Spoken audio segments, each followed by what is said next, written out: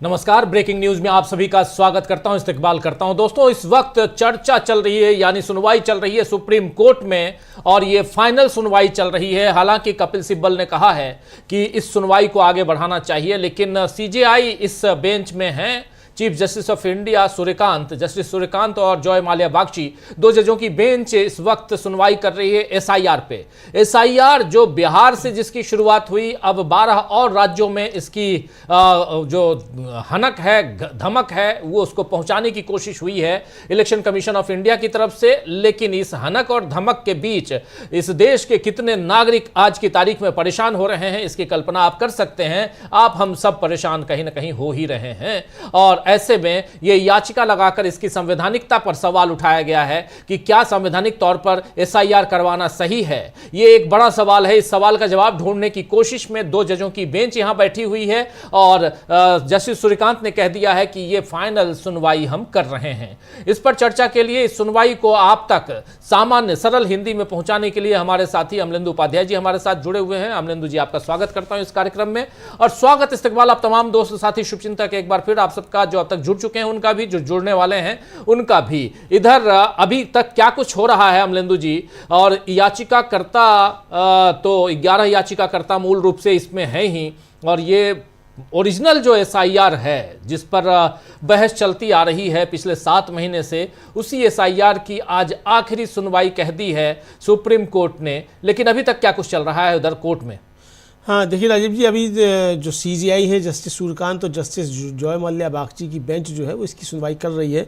और आज दिन में ही कह दिया था जस्टिस सूर्यकांत ने कि आज एसआईआर की फाइनल सुनवाई होगी, तो आज फाइनल सुनवाई इस पर हो रही है। एक याचिकाकर्ता के वकील हैं विजय हंसारिया, वो अपनी दलील पेश कर रहे हैं और वो भी चुनाव आयोग के बचाव की दलीलें पेश कर रहे हैं। और उनका कहना है कि वोट देने का अधिकार सिर्फ नागरिकों को मिलता है। संसद ने सोच समझकर यह फैसला लिया हुआ है, यह जानते हुए कि बड़ी संख्या में विदेशी लोग आ रहे हैं और यही नागरिकता कानून संशोधन का मकसद है। फिर आगे उन्होंने कहा कि यह भारत के चुनाव आयोग का संवैधानिक कर्तव्य है कि वह यह सुनिश्चित करे कि नागरिक अकेले हों या चुनाव सूची में हों। अनुच्छेद 355 कहता है कि भारत संघ का यह कर्तव्य है कि वह हर राज्य को बाहरी हमले और आंतरिक गड़बड़ी से बचाए। फिर आगे उन्होंने कहा कि भारत में पड़ोसी देशों से बड़े पैमाने पर अवैध माइग्रेशन होता है, खासकर भारत पाकिस्तान युद्ध और बांग्लादेश बनने के बाद, जिससे डेमोग्राफी बदल गई है। और जो भी भारत में रह रहा है वह आधार के लिए एलिजिबल है। आधार नंबर और ऑथेंटिकेशन अपने आप में नागरिकता या डोमिसाइल का कोई अधिकार या सबूत नहीं देता है। फिर उन्होंने कहा कि इस कोर्ट ने आधार को एक डॉक्यूमेंट माना है। अगर आप आधार एक्ट का मकसद देखें तो एक्ट में रेसिडेंट की परिभाषा ये है कि जो व्यक्ति 182 दिनों से भारत में रह रहा हो, तो विदेशी भी आधार बनवा सकते हैं। फिर एक्ट कहता है कि आधार से नागरिकता या डोमिसाइल स्टेटस नहीं मिलता। इस पर जस्टिस जॉय माल्या बागची ने पूछा कि क्या आपको पता है कि आपका पासपोर्ट भी भारत सरकार के तहत एक प्राइवेट एजेंसी को आउटसोर्स किया गया है? क्या आप कह रहे हैं कि कोई दूसरा डॉक्यूमेंट जाली नहीं बनाया जा सकता और सिर्फ आधार ही जाली बनाया जा सकता है? आधार जारी करने में एक प्राइवेट नागरिक द्वारा पब्लिक ड्यूटी निभाई जाती है। ये भी कहा जस्टिस जॉय माल्या बागची ने कि कोई भी डॉक्यूमेंट जाली बनाया जा सकता है, यहाँ तक कि पासपोर्ट भी जाली बनाया जा सकता है। आधार जारी करते समय प्राइवेट व्यक्ति पब्लिक ड्यूटी कर रहा होता है। अगर किसी प्राइवेट संस्था ने डॉक्यूमेंट तैयार किया है, लेकिन अगर उसे किसी कानून के तहत मान्यता मिली है, तो उस डॉक्यूमेंट को स्वीकार किया जाएगा। इस पर हंसारिया साहब ने कहा कि मैं जालसाजी की बात नहीं कर रहा हूँ। आधार असली हो सकता है, लेकिन उस पर कोई कंट्रोल नहीं है। कोई भी व्यक्ति म्यूनिसिपल कॉरपोरेशन से सर्टिफिकेट ले सकता है और आधार जारी हो सकता है। फिर जस्टिस जॉय माल्या बागची ने कहा कि आधार पहचान का एक मान्य डॉक्यूमेंट है। हमने कभी नहीं कहा कि आधार को नागरिकता के आधार के तौर पर इस्तेमाल किया जा सकता है। हमने हमेशा कहा है कि चुनाव आयोग आधार को वेरीफाई कर सकता है। ये 11 दस्तावेजों का हमेशा नागरिकता से सीधा संबंध होना जरूरी नहीं है, इसलिए वे अलग अलग तरह के हो सकते हैं जो आमतौर पर उस मकसद से जुड़े होंगे जिसके लिए चुनाव आयोग ने अपनी पूरी शक्तियों का इस्तेमाल करते हुए इसे तय किया है, जैसा कि चुनाव आयोग ने तर्क दिया है। आपका तर्क असल में चुनाव आयोग के नज़रिए से मेल नहीं खाता है। तो वकील साहब ने कहा कि ये आधार सिर्फ डुप्लीकेशन को रोकने के लिए हो सकता है और ये डिलीशन सभी पार्टियों में हुआ है, इस वजह से पार्टियों को जीत मिली है। यह नहीं कहा जा सकता कि यह किसी पॉलिटिकल पार्टी को फ़ायदा पहुंचाने के लिए किया गया है। एसआईआर के डिलीशन में अंतर की वजह से हर पॉलिटिकल पार्टी को जीत मिली है। ईसीआई पर कोई गलत इरादा होने का आरोप नहीं लगाया जा सकता।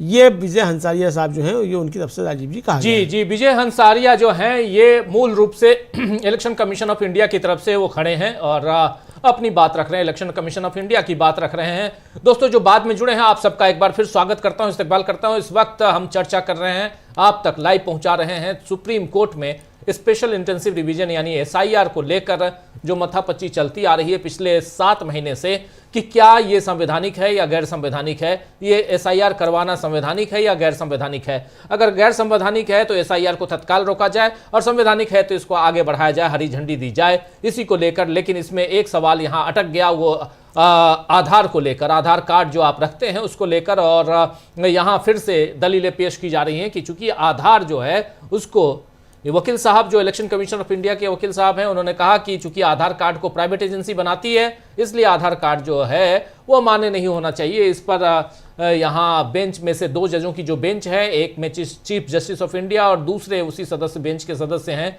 जस्टिस जोय माल्या बागची। तो जोय माल्या बागची ने साफ साफ कहा कि पासपोर्ट जो बन रहा है वो भी प्राइवेट एजेंसी बना रही है पासपोर्ट, तो क्या उसकी मान्यता, उसकी वैल्यू कम हो जाती है।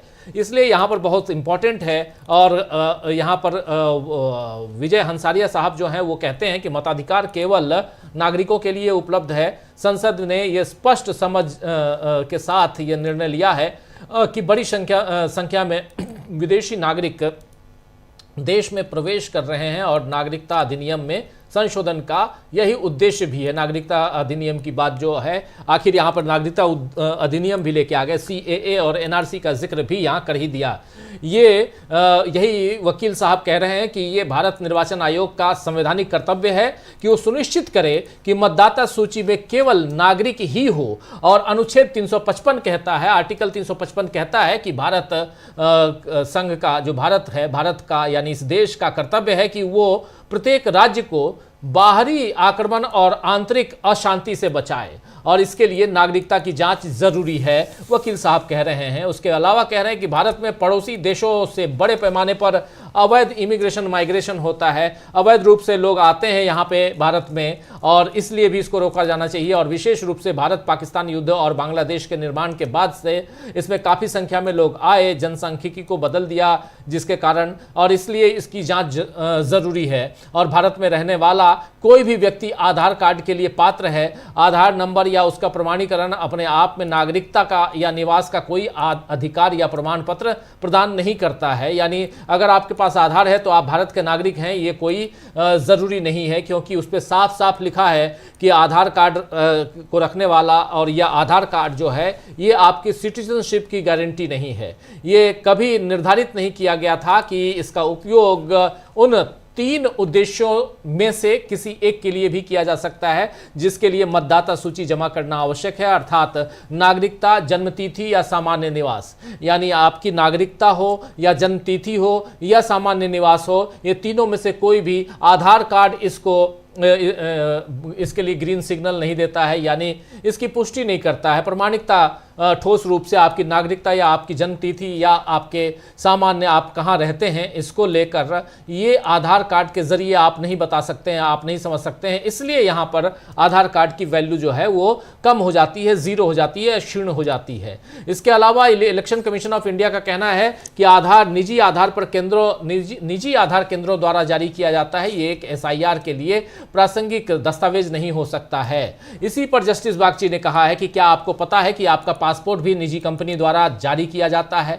इस पर वकील साहब कह रहे हैं कि लेकिन आधार के लिए किसी प्रमाणीकरण की आवश्यकता नहीं होती है, आधार के लिए कोई प्रमाणीकरण की आवश्यकता नहीं होती है। जस्टिस बागची कहते हैं कोई भी दस्तावेज जाली बनाया जा सकता है, यहां तक कि पासपोर्ट भी जाली बनाया जा सकता है। आधार कार्ड जारी करते समय एक निजी व्यक्ति सार्वजनिक कर्तव्य का पालन कर रहा होता है, सार्वजनिक कर्तव्य का पालन कर रहा होता है। वकील साहब कह रहे हैं मैं जालसाजी के पक्ष में नहीं हूं, आधार कार्ड वैध रूप से जारी किया जा सकता है लेकिन इस पर कोई नियंत्रण नहीं है। कोई व्यक्ति नगर निगम से प्रमाण पत्र प्राप्त कर सकता है और आधार कार्ड जारी हो सकता है, ये बात यहां कही जा रही है। यानी बेंच पर बैठे जस्टिस बागची और इलेक्शन कमीशन के वकील दोनों के बीच यहां बहस चल रही है। जस्टिस बागची कह रहे हैं अमलेंदु जी की आधार कार्ड एक मान्यता प्राप्त पहचान पत्र है, हमने कभी नहीं कहा कि आधार कार्ड को नागरिकता का आधार बनाया जा सकता है। हमने हमेशा कहा है कि चुनाव आयोग आधार कार्ड का सत्यापन कर सकता है, ये कहा है। जस्टिस बागची कह रहे हैं ये 11 दस्तावेज हमेशा नागरिकता से सीधे तौर पर संबंधित नहीं होते,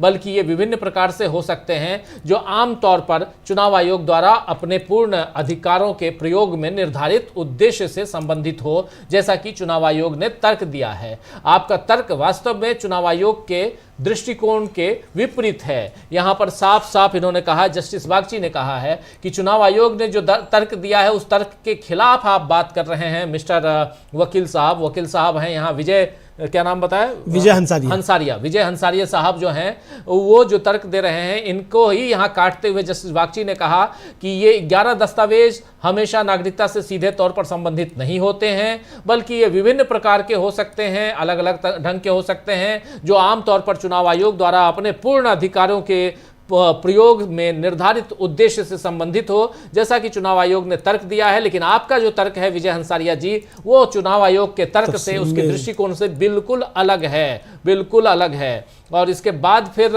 वकील साहब कह रहे हैं कि आधार कार्ड का उपयोग केवल दोहरीकरण को रोकने के लिए किया जा सकता है और ये विलोपन सभी दलों के हितों को ध्यान में रखते हुए किया गया है।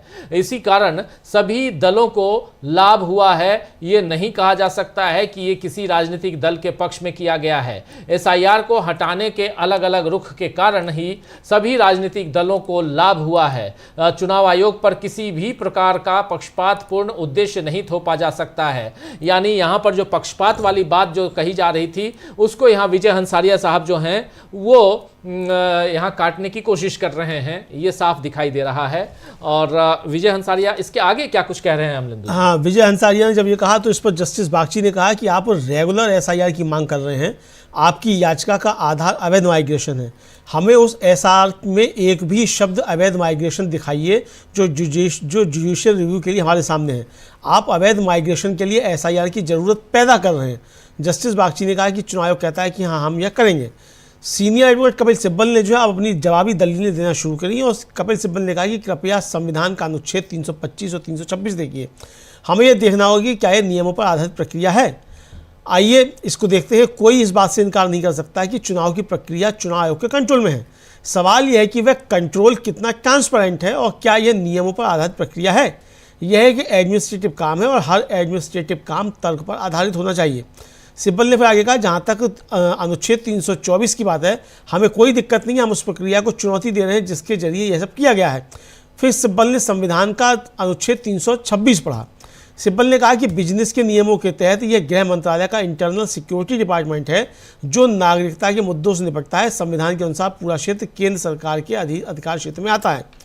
सिब्बल ने कहा कि ये कौन तय करेगा कि मैं भारत का नागरिक हूँ या नहीं, ये भारत सरकार तय करेगी। जस्टिस बागची ने पूछा कि अगर कोई मेरी नागरिकता पर शक करता है तो ये कौन तय करेगा। सिब्बल ने इस पर कहा कि निश्चित तौर पर चुनाव आयोग नहीं, ये भारत सरकार तय करेगी। चुनाव आयोग यह तय नहीं कर सकता क्योंकि कुछ देने की शक्ति में उसे वापस लेने की शक्ति भी शामिल होती है।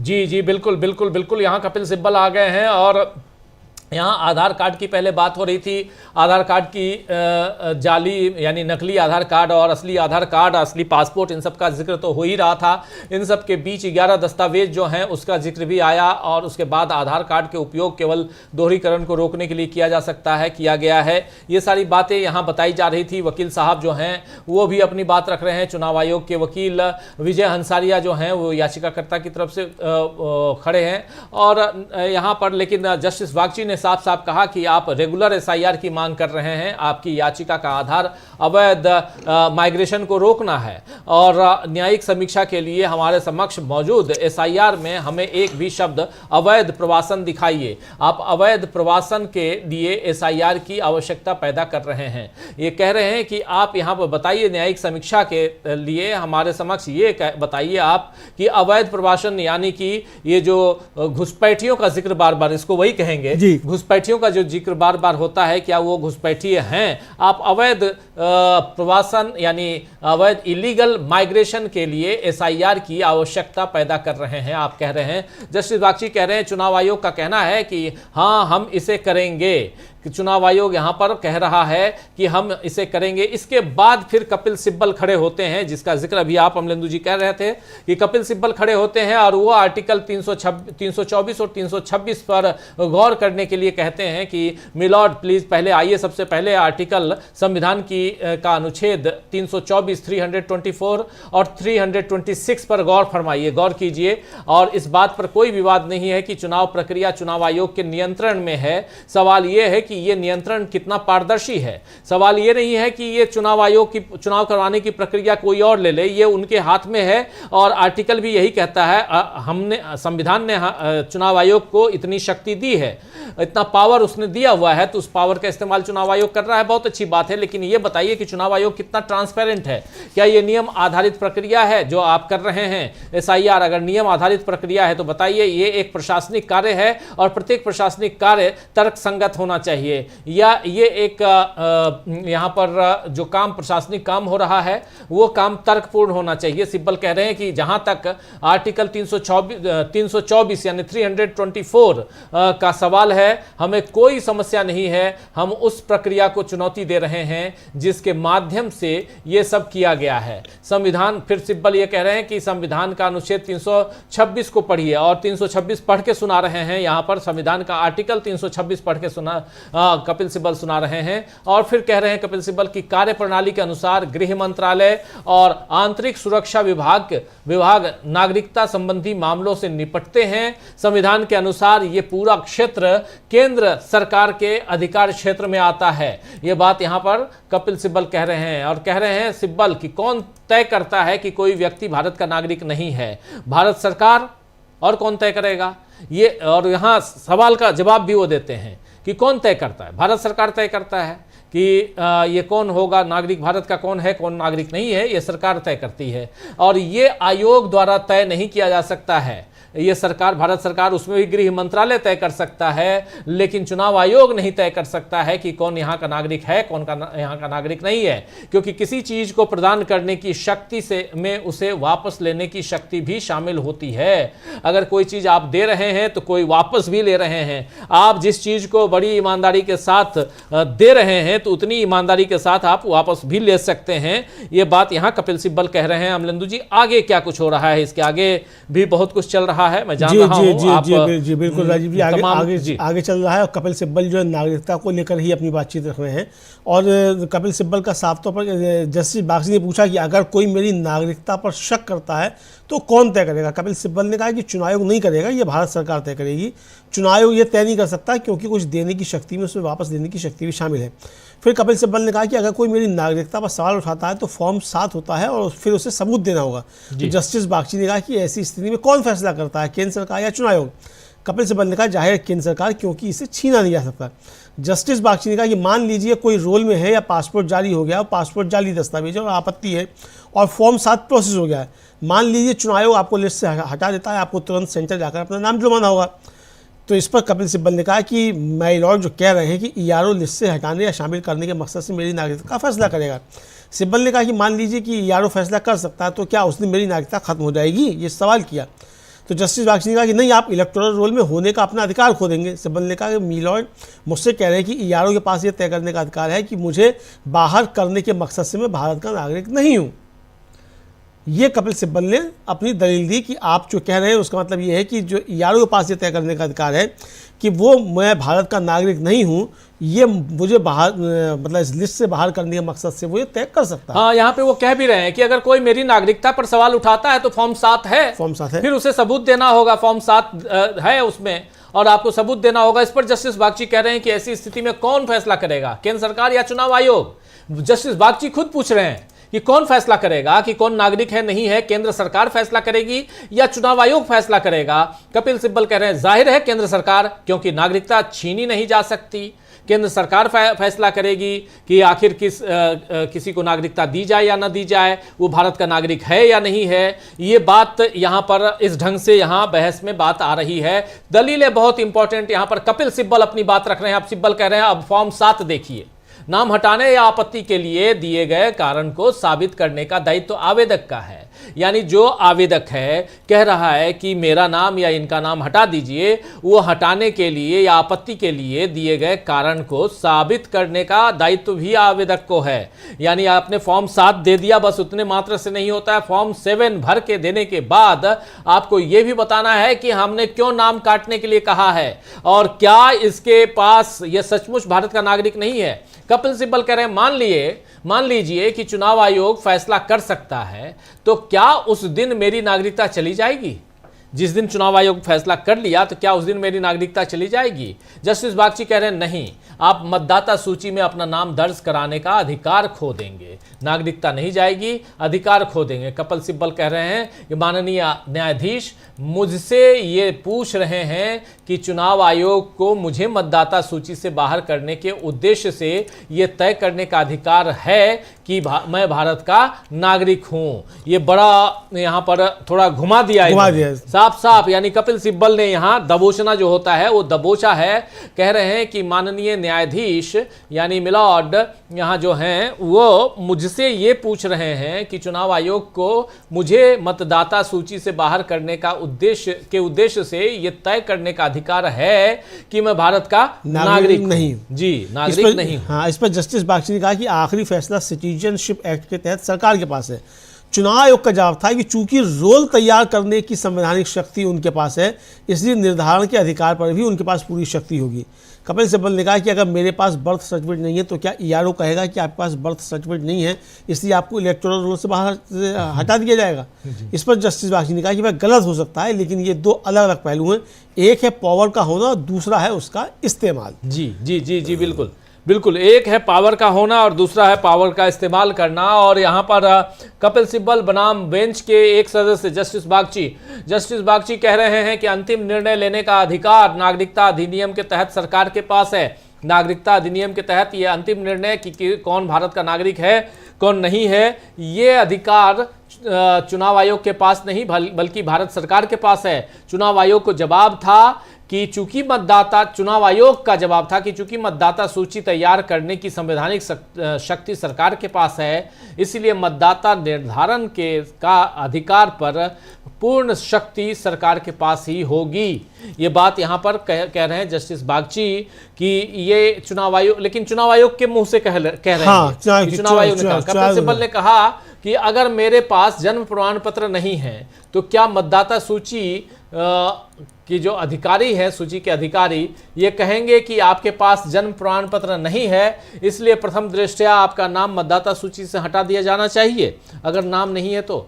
ये बड़ा सवाल जस्टिस बागची कह रहे हैं, ये गलत हो सकता है। लेकिन इसमें दो अलग अलग पहलू हैं, एक है शक्ति का अस्तित्व और दूसरा है उसका प्रयास। एक शक्ति का अस्तित्व है, दूसरा है उसका प्रयास।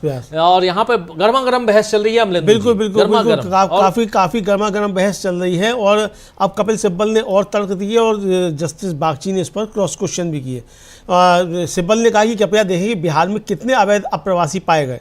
हमारे पास नए जुड़े गए लोगों का डेटा भी नहीं है कि जो नए लोग जुड़े गए हैं वो प्रवासी हैं कि क्या हैं, वो पाकिस्तान से आए, कहाँ से आए, मतलब ये उनका कहना एक तरीके से है कि उनका डेटा हमारे पास नहीं है। तो जस्टिस बागची ने कहा कि एसआईआर का एक कारण अगर माइग्रेशन है तो आप इस बात से इनकार नहीं कर सकते कि कई राज्यों में बाहर की ओर से माइग्रेशन हुआ है। तो कपिल सिब्बल ने कहा तो आप कई राज्यों में बड़े पैमाने पर नाम हटा सकते हैं। सीजीआई का कि नाम हटाना करेक्शन का एक जरूरी हिस्सा है। 2003 से 2025 तक क्या बदलाव नहीं होंगे जो होने ही हैं। सिब्बल ने कहा कि लेकिन ऐसा अपडेट तो सालाना किया जाता है, हर साल किया जाता है ये अपडेट। तो एसआईआर की आवश्यकता क्यों है?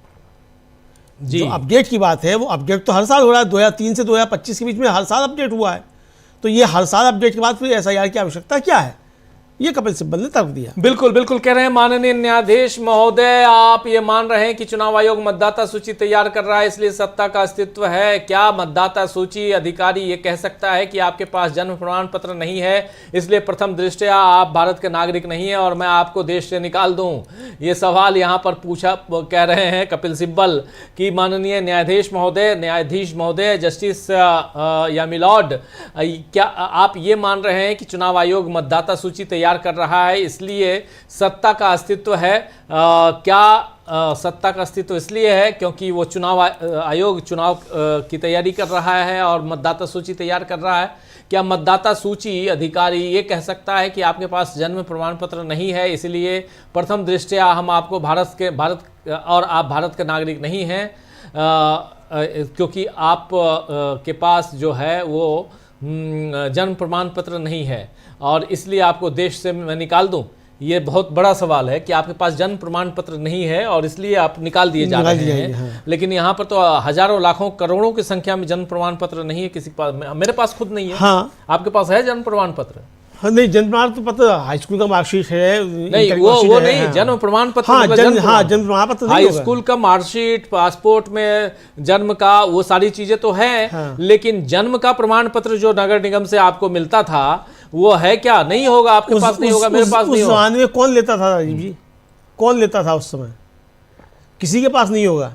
मतलब हम लोग। और सबसे बड़ी चीज है कि क्या सीजेआई के पास है? हाँ, जैसे सूर्यकांत से पूछ लिया जाए कि सूर्यकांत जी जरा बता दीजिए, क्योंकि मुझे याद है शायद धुलिया साहब थे। हाँ, धुलिया साहब ने कहा था, धुलिया साहब आप मुझसे मांगेंगे, मुझ पे नहीं होंगे 11 दस्तावेज। उन्होंने कहा था कि 11 दस्तावेजों में से आप मांग लेंगे, मेरे से तो मेरे पास नहीं है। बिल्कुल। तो इसीलिए यहाँ पर यह सवाल पूछा जा रहा है और खुद कि आप, और यहाँ कपिल सिब्बल सही पूछ रहे हैं, सही कह रहे हैं कि आप अगर मांगेंगे तो मेरे पास, और आप प्रमाण मांग रहे हैं, और क्या इस बेस पर आप मुझे देश से निकाल देंगे? हाँ। ये बड़ा सवाल है। क्या आप मुझे इस बेस पर देश से निकाल देंगे? ये ठीक है क्या? ये सवाल तो है। बिल्कुल बहुत सही सवाल है। हाँ, बहुत सही सवाल है। कपिल सिब्बल ने कहा कि 2003 के बाद वे माता पिता के डॉक्यूमेंट्स मांग रहे हैं। ऐसे मामले बहुत कम होंगे जहां किसी की नागरिकता पर सवाल उठाया जाएगा, बहुत ही कम। लेकिन यहाँ तो ये रोज हो रहा है। 1,82,00,000 लोगों की नागरिकता पर सवाल उठाया जा रहा है। इसका आधार क्या है? किस आधार पर आप नागरिकता पर सवाल उठा रहे हैं? ये कपिल सिब्बल ने पूछा। जी बिल्कुल, कि 2003 के बाद से जो इलेक्शन कमीशन ऑफ इंडिया है वो माता पिता के दस्तावेज मांग रहे हैं। ऐसे मामले बहुत ही दुर्लभ होते हैं जिसमें किसी की नागरिकता पर सवाल उठाया जाता है, बहुत ही कम। लेकिन यहां रोजाना यही हो रहा है। 1,82,00,000 लोगों की नागरिकता पर सवाल उठाया जा रहा है। इसका आधार क्या है? ये बार बार पूछ रहे हैं आप। 1,82,00,000, लगभग 2 करोड़ लोगों की नागरिकता पर सवाल उठा रहे हैं। आधार क्या है बता दीजिए मिलॉर्ड। आखिर किस बेस पर इलेक्शन कमीशन ऑफ इंडिया कह रहा है कि आप नागरिक नहीं है इस देश के? इससे दुखद और क्या हो सकता है? और जो दस्तावेज दिए जा रहे हैं वो दस्तावेज इनके पास है नहीं, या जो नहीं है वही दस्तावेज आप मांग रहे हैं। बिल्कुल बिल्कुल। तो यहाँ पर सवाल बहुत गंभीर है जिसको उठाया जा रहा है और बहुत महत्वपूर्ण चर्चा, बहुत महत्वपूर्ण सुनवाई चल रही है। अमलेंदु जी, आगे क्या कुछ हो रहा है? कपिल सिब्बल ही बोल रहे हैं। हाँ, कपिल सिब्बल ही बोल रहे हैं। कपिल सिब्बल ने आगे कहा कि कितने लोग, कितने लीगल माइग्रेंट पाए गए, यह सब एक्सरसाइज कहाँ की गई? एक भी नहीं की गई। इसलिए शुरुआती आशंका शायद आखिर में सही साबित ना हो। फिर कपिल सिब्बल ने कहा कि इस तरह की प्रक्रिया में सोच समझकर काम करना चाहिए और ये बताना चाहिए कि ये क्यों जरूरी हो गया है। जी, SIR क्यों जरूरी हो गया है ये बताना चाहिए। मतलब ये चुनाव आयोग ने नहीं बताया है।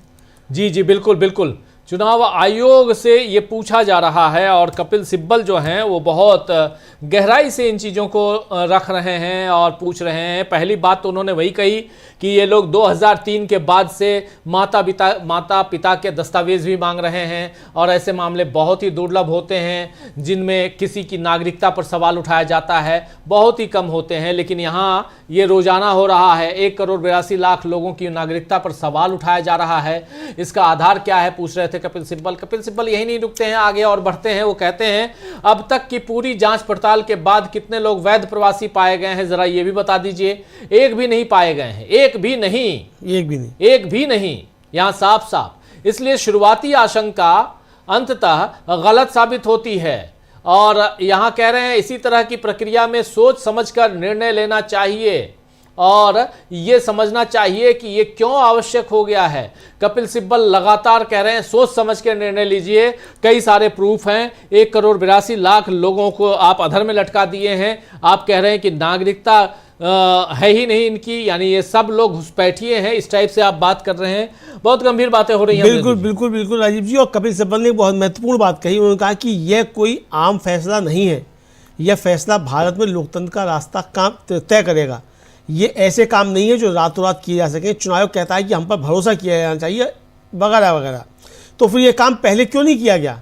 आप नागरिकता की स्थिति पर शक कर सकते हैं, लेकिन वह शक नागरिकता कानून से जुड़ा होना चाहिए। फिर कपिल सिब्बल ने कहा कि चुनाव आयोग के पास जरूर कुछ डेटा होगा, आखिर ये एक संवैधानिक संस्था है जिसके पास कोर्ट को दिखाने के लिए काफ़ी डेटा होना चाहिए, लेकिन क्या वे ऐसा कर रहे हैं? वोटर लिस्ट में सुधार एक बात है, लेकिन नाम हटाना बिल्कुल दूसरी बात है। इस तरह से बड़े पैमाने पर नाम हटाए जा सकते हैं। तो बेंच ने कहा कि सुधार का मतलब ही हटाना और जोड़ना होता है। जी जी बिल्कुल, डिलीशन का मतलब ही होता है यहाँ पर हटाना या जोड़ना। सुधार का मतलब ही होता है यहाँ पर साफ साफ का करेक्शन, सुधार करेक्शन का मतलब ही होता है यहाँ डिलीशन या एडिशन। ये बात बहुत सही इन्होंने बेंच ने कही है। लेकिन इसके अलावा जो यहाँ बात हो रही है, कह रहे हैं चुनाव आयोग के पास कुछ आंकड़े तो जरूर होंगे, लेकिन ये एक संवैधानिक निकाय है जिसके पास अदालत को दिखाने के लिए पर्याप्त आंकड़े होने चाहिए। लेकिन क्या वो ऐसा कर रहे हैं? कपिल सिब्बल कह रहे हैं साफ साफ चुनाव आयोग पे कि ये आंकड़े दिखाने होने चाहिए, और लेकिन क्या ये कर रहे हैं ऐसा? मतदाता सूची में सुधार करना एक बात है, लेकिन यहाँ मतदाता सूची में सुधार करना एक बात है, ये कह रहे हैं, लेकिन नामों को हटाना बिल्कुल अलग बात है। इस तरह बड़े पैमाने पर ये लोग चोरी कर रहे हैं, ये कहें तो बड़े पैमाने पर गड़बड़ी कर रहे हैं। अगर सामान्य हिंदी में कहा जाए, सामान्य भाषा में, तो चोरी हो रही है और वोट चोर गद्दी छोड़ का नारा बुलंद हो ही रहा है। और इसलिए यहाँ ये जानना जरूरी है कि यहाँ जो बेंच है उनका कहना है कि सुधार में नाम हटाना और जोड़ना दोनों ही शामिल है। सुधार करेंगे तो नाम हटाएंगे भी और जोड़ेंगे भी, दोनों शामिल है। अमलेंदु जी आगे भी कुछ है? हाँ बिल्कुल आगे है। कपिल सिब्बल ने कहा कि ये ऐसा काम है जो चुनाव आयोग हर साल करता है। मतलब जब बेंच ने कहा कि जोड़ना और हटाना दोनों शामिल है, तो सिब्बल ने कहा कि ये एक ऐसा काम है जो चुनाव आयोग हर साल करता है। अगर उन्हें अभी भी बड़े पैमाने पर खास और गहन रिवीजन की ज़रूरत है तो उन्हें ये डेटा आपके लॉर्डशिप के सामने रखना चाहिए। यानी अगर भैया ये जोड़ना हटाना जो है ये तो हर साल करते हैं, तो अगर हर साल ये करने के बावजूद इनको लगता है कि बड़े पैमाने पर खास और गहन रिवीजन की आवश्यकता है, तो उन्हें फिर ये डाटा आपके सामने यानी सुप्रीम कोर्ट में फिर डाटा रखना चाहिए कि किस डाटा के आधार पर ये बड़े स्तर पर रिवीजन करा रहे हैं। बिल्कुल बिल्कुल आप सही कह रहे हैं। बड़े स्तर पर रिवीजन की बात हो रही है, डाटा की बात हो रही है, लेकिन डाटा के साथ साथ यहाँ पर सवाल कई और भी खड़े होते हैं। उन सवालों का जवाब भी खोजने की कोशिश, और इस वक्त हम जो चर्चा कर रहे हैं यही कि आखिर चुनाव आयोग यहाँ पर क्या दिखाना चाह रहा है और चुनाव आयोग कितना घिरा हुआ है, ये भी देखते हैं। और बहुत इम्पोर्टेंट चर्चा चल रही है इस वक्त अमलेंदु जी। और उस चर्चा में, उस बातचीत में एक बात तो समझ में आ रही है कि कहीं न कहीं परिस्थितियां जो है वो चुनाव आयोग से थोड़ा सा दूर जाता हुआ दिखाई। हाँ अभी लग रहा है, चूंकि जो सुप्रीम कोर्ट की तरफ से भी जो सवाल पूछे जा रहे हैं और जिस तरीके से कपिल सिब्बल जवाब दे रहे हैं, उससे लगता है कि चुनाव आयोग जो है सवालों के घेरे में आ रहा है सुप्रीम कोर्ट में। सिब्बल ने कहा कि मैं इस बात से इनकार नहीं कर रहा हूँ कि कोई मेरी नागरिकता पर सवाल उठा सकता है। हमारा ये मामला नहीं है कि चुनावी लिस्ट में हर व्यक्ति भारत का नागरिक है, उसकी नागरिकता पर शक नहीं किया जा सकता। आप शक कर सकते हैं, लेकिन आपके पास ऐसे कारण होने चाहिए जो नागरिकता कानून से जुड़े हों। जी आप शक कर सकते हैं, बेशक आप शक कीजिए, लेकिन फिर वो नागरिकता कानून से जुड़े होने चाहिए शक, और वो शक जो है फिर आपको साबित करना चाहिए। मतलब चुनाव आयोग की जिम्मेदारी है फिर ये कि वो साबित करे कि ये व्यक्ति जो शामिल हो गया है ये जो है भारत का नागरिक नहीं है।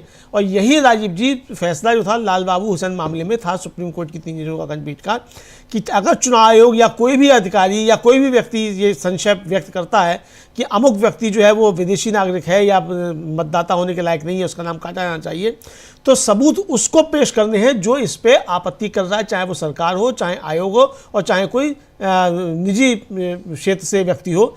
जो भी इस पे आपत्ति करेगा, सबूत उसको पेश करने हैं कि जिस व्यक्ति का नाम शामिल हो गया है वो भारत का नागरिक नहीं है।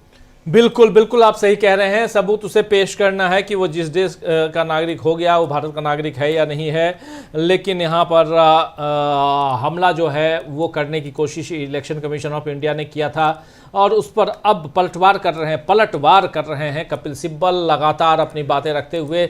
और कपिल सिब्बल याचिकाकर्ताओं और खासकर जो 11 ये हैं स्टेट्स नहीं 12 स्टेट्स हैं जहाँ पे SIR की प्रक्रिया अभी चल रही है, और एक स्टेट जो बिहार है वहाँ हो गई, और बिहार में हो गई, और बिहार में इस बार सरकार इनकी बन गई है, NDA की सरकार बन गई है।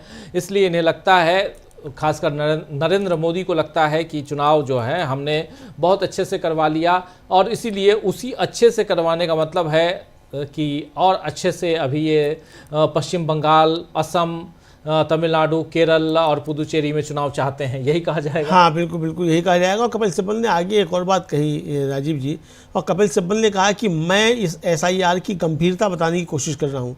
कोई ERO ये कैसे तय कर सकता है जब तक कि ERO के पास हर वोटर के लिए सबूत ना हो कि उसके माता पिता में से कोई एक अवैध प्रवासी था। यह नामुमकिन है और फिर भी आप करोड़ों नाम हटा रहे हैं। ये कैसे मुमकिन है कि करोड़ों लोगों के बारे में ये ERO को मालूम हो कि इसके माता पिता में से कोई एक जो था वो अवैध प्रवासी था या विदेश से आया हुआ विदेशी नागरिक है? ये कैसे उसके पास हो सकता है? फिर भी आप करोड़ों लोगों के नाम काट दे रहे हैं चुनाव आयोग। जी जी, बिल्कुल बिल्कुल बिल्कुल, आप सही कह रहे हैं अमलेंदु जी। और बंगाल की स्थिति आपने देखी होगी, जहां ERO पे ही भरोसा नहीं था, और भरोसा हो भी कैसे जब ऑटोमेटिक सबके पास नोटिसेस जा रहे हैं। ERO को तो मालूम ही नहीं पड़ रहा कि जैसे भी लॉगिन करता है मालूम पड़ता है वो दिल्ली से ही नोटिस चला गया, ऑलरेडी नोटिस चला गया। और वहां तो एक और काम कर दिया बंगाल में तो राजीव जी कि जो माइक्रो ऑब्जर्वर और जो स्पेशल ऑब्जर्वर्स भेजे गए हैं, तो ये कहा गया कि वो माइक्रो ऑब्जर्वर जो है वो नामों को चेक करेगा और वो फिर ERO से कहेगा कि ये नाम हटा दीजिए, और अगर ERO नहीं हटाता तो फिर वो चुनाव आयोग को सीधे सीधे बताएगा कि भाई ये नाम हटाए जाने हैं, तो चुनाव आयोग हटा देगा। तो भाई आप एक तरफ ERO के ऊपर डाल रहे हो, दूसरी तरफ आप जो है जहाँ विपक्ष की सरकारें हैं वहाँ आप ERO के ऊपर जो है माइक्रो ऑब्जर्वर्स भेज दे रहे हैं आप दिल्ली से अलग से। तो ये माइक्रो ऑब्जर्वर को अधिकार ही नहीं है, तो यानी कराना भी आपको ERO से ही है और ERO की बात को आपको मानना भी नहीं है। तो यहाँ कहाँ मतलब ये तर्क तो ये इस तरीके के हैं राजीव जी। बिल्कुल बिल्कुल, आप सही कह रहे हैं कि ये एक अलग तरह की परिस्थितियां यहाँ निर्मित हो गई हैं। और जब हम इसकी बात कर रहे हैं, SIR की सुनवाई चल रही है इस वक्त। जो साथी बाद में जुड़े हैं, आपके लिए ये सूचना दे दूं, SIR पर फाइनल सुनवाई चल रही है सुप्रीम कोर्ट में, और 2 जजों की बेंच इस पर सुनवाई कर रही है। एक जज उसमें है चीफ जस्टिस ऑफ इंडिया खुद जस्टिस सूर्यकांत, और दूसरे जज हैं जॉय माल्या बागची। ये 2 जजों की बेंच इस पर क्या फैसला इनका आता है ये आने वाले वक्त बताएगा, लेकिन आज इन्होंने कह दिया है कि ये फाइनल सुनवाई कर रहे हैं। हालांकि कपिल सिब्बल ने कहा है कि इसकी सुनवाई थोड़ी और आगे बढ़ाई जाए, क्योंकि बहुत सारी बातें हैं। चुनाव आयोग ने अपनी बातें रख दी हैं, दलीलें पेश कर दी हैं। हम भी और हमारे तमाम साथी जो याचिका करता हैं वो भी कुछ दलीलें और पेश करना चाहते हैं, लेकिन इस पर अभी तक कोई प्रतिक्रिया नहीं आई है। तो यहाँ सुप्रीम कोर्ट के चीफ जस्टिस ऑफ इंडिया की तरफ से, यानी जस्टिस सूर्यकांत की तरफ से, अब देखते हैं कि इसको आगे बढ़ाते हैं डेट को, या डेट यहीं रहती है, आज आखिरी तारीख होती है और फैसले की घड़ी का इंतजार होता है। ये देखा जाएगा। इसकी संवैधानिकता जांच की जा रही है, और संवैधानिकता के तहत सबसे बड़ा सवाल ये आया था कि आपने 11 दस्तावेज जो मांगे हैं उसमें आधार कार्ड आखिर क्यों नहीं है। आधार कार्ड को लेकर अभी थोड़ी देर पहले तक बहस हुई है, और जिसमें साफ साफ कहा गया है कि आधार कार्ड होना चाहिए। ये बात यहाँ पर रखी गई है, आप जानते ही हैं। और इसके अलावा, आधार कार्ड के अलावा यहाँ पर 355 का जिक्र आया, 324 और 326 का जिक्र बार बार आया, और वो इसलिए भी उसकी ज़रूरत है उसका जिक्र क्योंकि चुनाव आयोग का गठन और चुनाव आयोग के कामकाज की समीक्षा और चुनाव आयोग को काम करने का अधिकार, ये सब कुछ 324 326 देता है। ये आर्टिकल के संविधान की जो प्रमुख रूप से 2 अनुच्छेद हैं वो, और इसलिए यहाँ ज़रूरी है जानना समझना कि इन आर्टिकल्स के ज़रिए क्या चुनाव आयोग खुद को डिफेंड कर पाएगा। लेकिन इस बीच कपिल सिब्बल जो बात रख रहे हैं वो बहुत महत्वपूर्ण है, और कपिल सिब्बल इसके आगे भी बहुत सारी बातें रख चुके हैं। जरा क्या क्या है अमलेंदु जी? जी आगे भी रख चुके हैं। और कपिल सिब्बल कह रहे हैं कि वो कह रहे हैं कि भाई ये हम भारत का चुनाव आयोग है, हम कुछ भी गलत क्यों करेंगे, आपको हम पर भरोसा करना चाहिए, आखिर किसी न किसी को तो हम पर भरोसा करना ही होगा। कपिल सिब्बल ने कहा कि मैं इस बात से असहमत नहीं हूं, लेकिन यह काम पहले चुनाव होने से काफ़ी पहले क्यों नहीं किया गया? आप 2 महीने में ही यह पूरी प्रक्रिया करना क्यों चाहते हैं? सवाल इसको लेकर है कि आपने पहले से इसे क्यों नहीं किया, आपने 2 साल, आप 2 महीने में इस प्रक्रिया को पूरी तरीके से करना क्यों चाहते हैं? ये कपिल सिब्बल ने अपनी दलील दी है राजीव जी। बिल्कुल बिल्कुल बिल्कुल, आखिर 2 महीने में ही क्यों, ये बड़ा सवाल है। इतनी जल्दी आपको हड़बड़ी किस बात की है? क्यों इतनी हड़बड़ी है कि आप चाहते हैं कि 2 महीने में ही ये पूरा काम हो जाए? ये सवाल यहाँ पर पूछा गया है, और कपिल सिब्बल यहाँ पर जिरह कर रहे हैं। कपिल सिब्बल बहस कर रहे हैं लगातार, और वो पूछ रहे हैं कि आखिर 2 महीने 1 महीने में ही आप इस काम को क्यों कर लेना चाहते हैं। कपिल सिब्बल लगातार अपनी बात रखते हुए यहाँ पर, और चुनाव आयोग के वकील भी खड़े हैं, चुनाव आयोग की तरफ से राकेश द्विवेदी ने लगातार अपनी बातें रखी हैं, आप जानते हैं।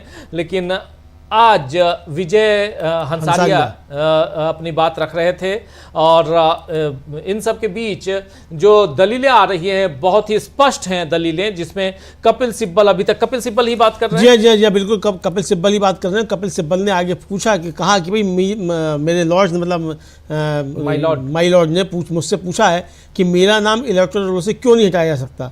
तो कपिल सिब्बल ने कहा कि सेक्शन 16 में इसका जवाब है। इसमें कहा गया है कि अगर कोई व्यक्ति भारत का नागरिक नहीं है तो उसे इलेक्टोरल रोल में रजिस्ट्रेशन के लिए डिस्क्वालीफाई किया जा सकता है। हमारे हिसाब से ये फैसला अकेला ERO नहीं ले सकता, ये कहना है कपिल सिब्बल का। बिल्कुल बिल्कुल, कपिल सिब्बल कह रहे हैं कि वो यानी इलेक्शन कमीशन ऑफ इंडिया कह रहे हैं हम भारत निर्वाचन आयोग है, भारत के चुनाव आयोग हैं, हम कुछ भी गलत क्यों करेंगे। अच्छी बात है जी, आप गलत ना करें, आपको हम पर भरोसा करना ही होगा। ये कह रहे हैं कि हम गलत नहीं करेंगे और आप हम पे भरोसा कर लीजिए। आखिरकार किसी न किसी को तो हम पर भरोसा करना ही होगा। ये बात चुनाव आयोग की तरफ से कही गई है। कपिल सिब्बल उनकी बात को यहाँ रिपीट कर रहे हैं और इसके बाद कह रहे हैं कपिल सिब्बल कि मैं इस बात से असहमत नहीं हूं, लेकिन यह प्रक्रिया चुनाव होने से बहुत पहले क्यों नहीं की गई।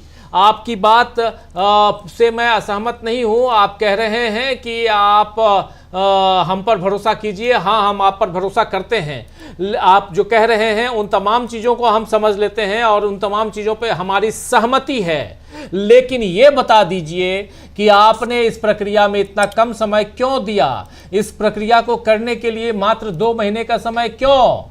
माननीय न्यायाधीशों ने मुझसे पूछा है कि मेरा नाम मतदाता सूची से क्यों नहीं हटाया जा सकता। धारा 16 में इसका जवाब है। इसमें कहा गया है कि अगर कोई व्यक्ति भारत का नागरिक नहीं है तो उसे मतदाता सूची में पंजीकरण के लिए अयोग्य घोषित किया जा सकता है और हमारे अनुसार ये निर्णय मतदाता सूची अधिकारी द्वारा नहीं लिया जा सकता है। यानी ERO का जिक्र यहाँ आ रहा है बार बार अमलेंदु जी।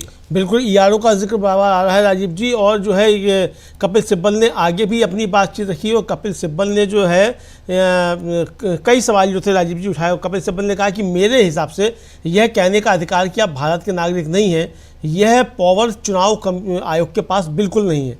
वह इस पर शक कर सकता है और इसे भारत सरकार की सही अथॉरिटी के पास भेज सकता है और भारत सरकार इस पर फैसला कर सकती है।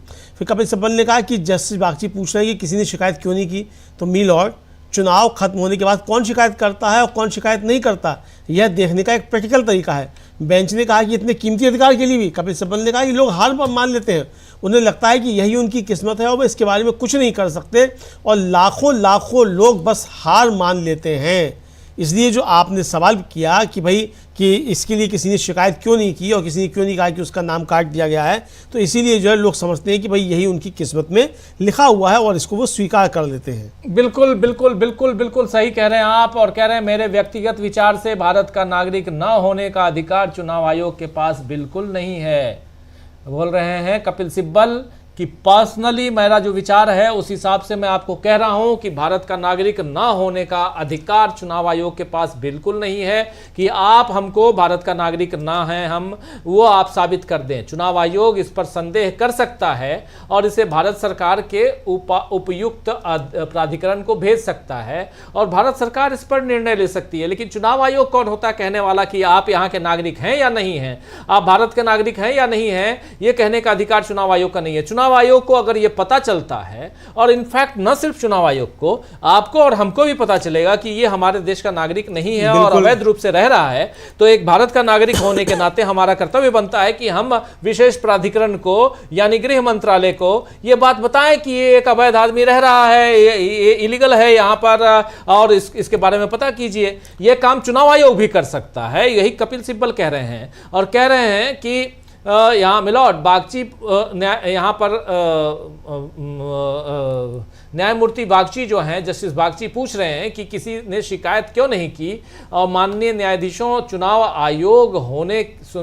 समाप्त होने के बाद कौन शिकायत करता है। कोई शिकायत नहीं करता। ये देखने का एक व्यवहारिक तरीका है। आप कह रहे हैं कि चुनाव के बाद कोई शिकायत नहीं आई, क्योंकि ये बार बार ये लोग कह रहे हैं ना कि शिकायत नहीं की। इस पर बागची कह रहे हैं कि ये एक मूल्यवान अधिकार का यही हाल है।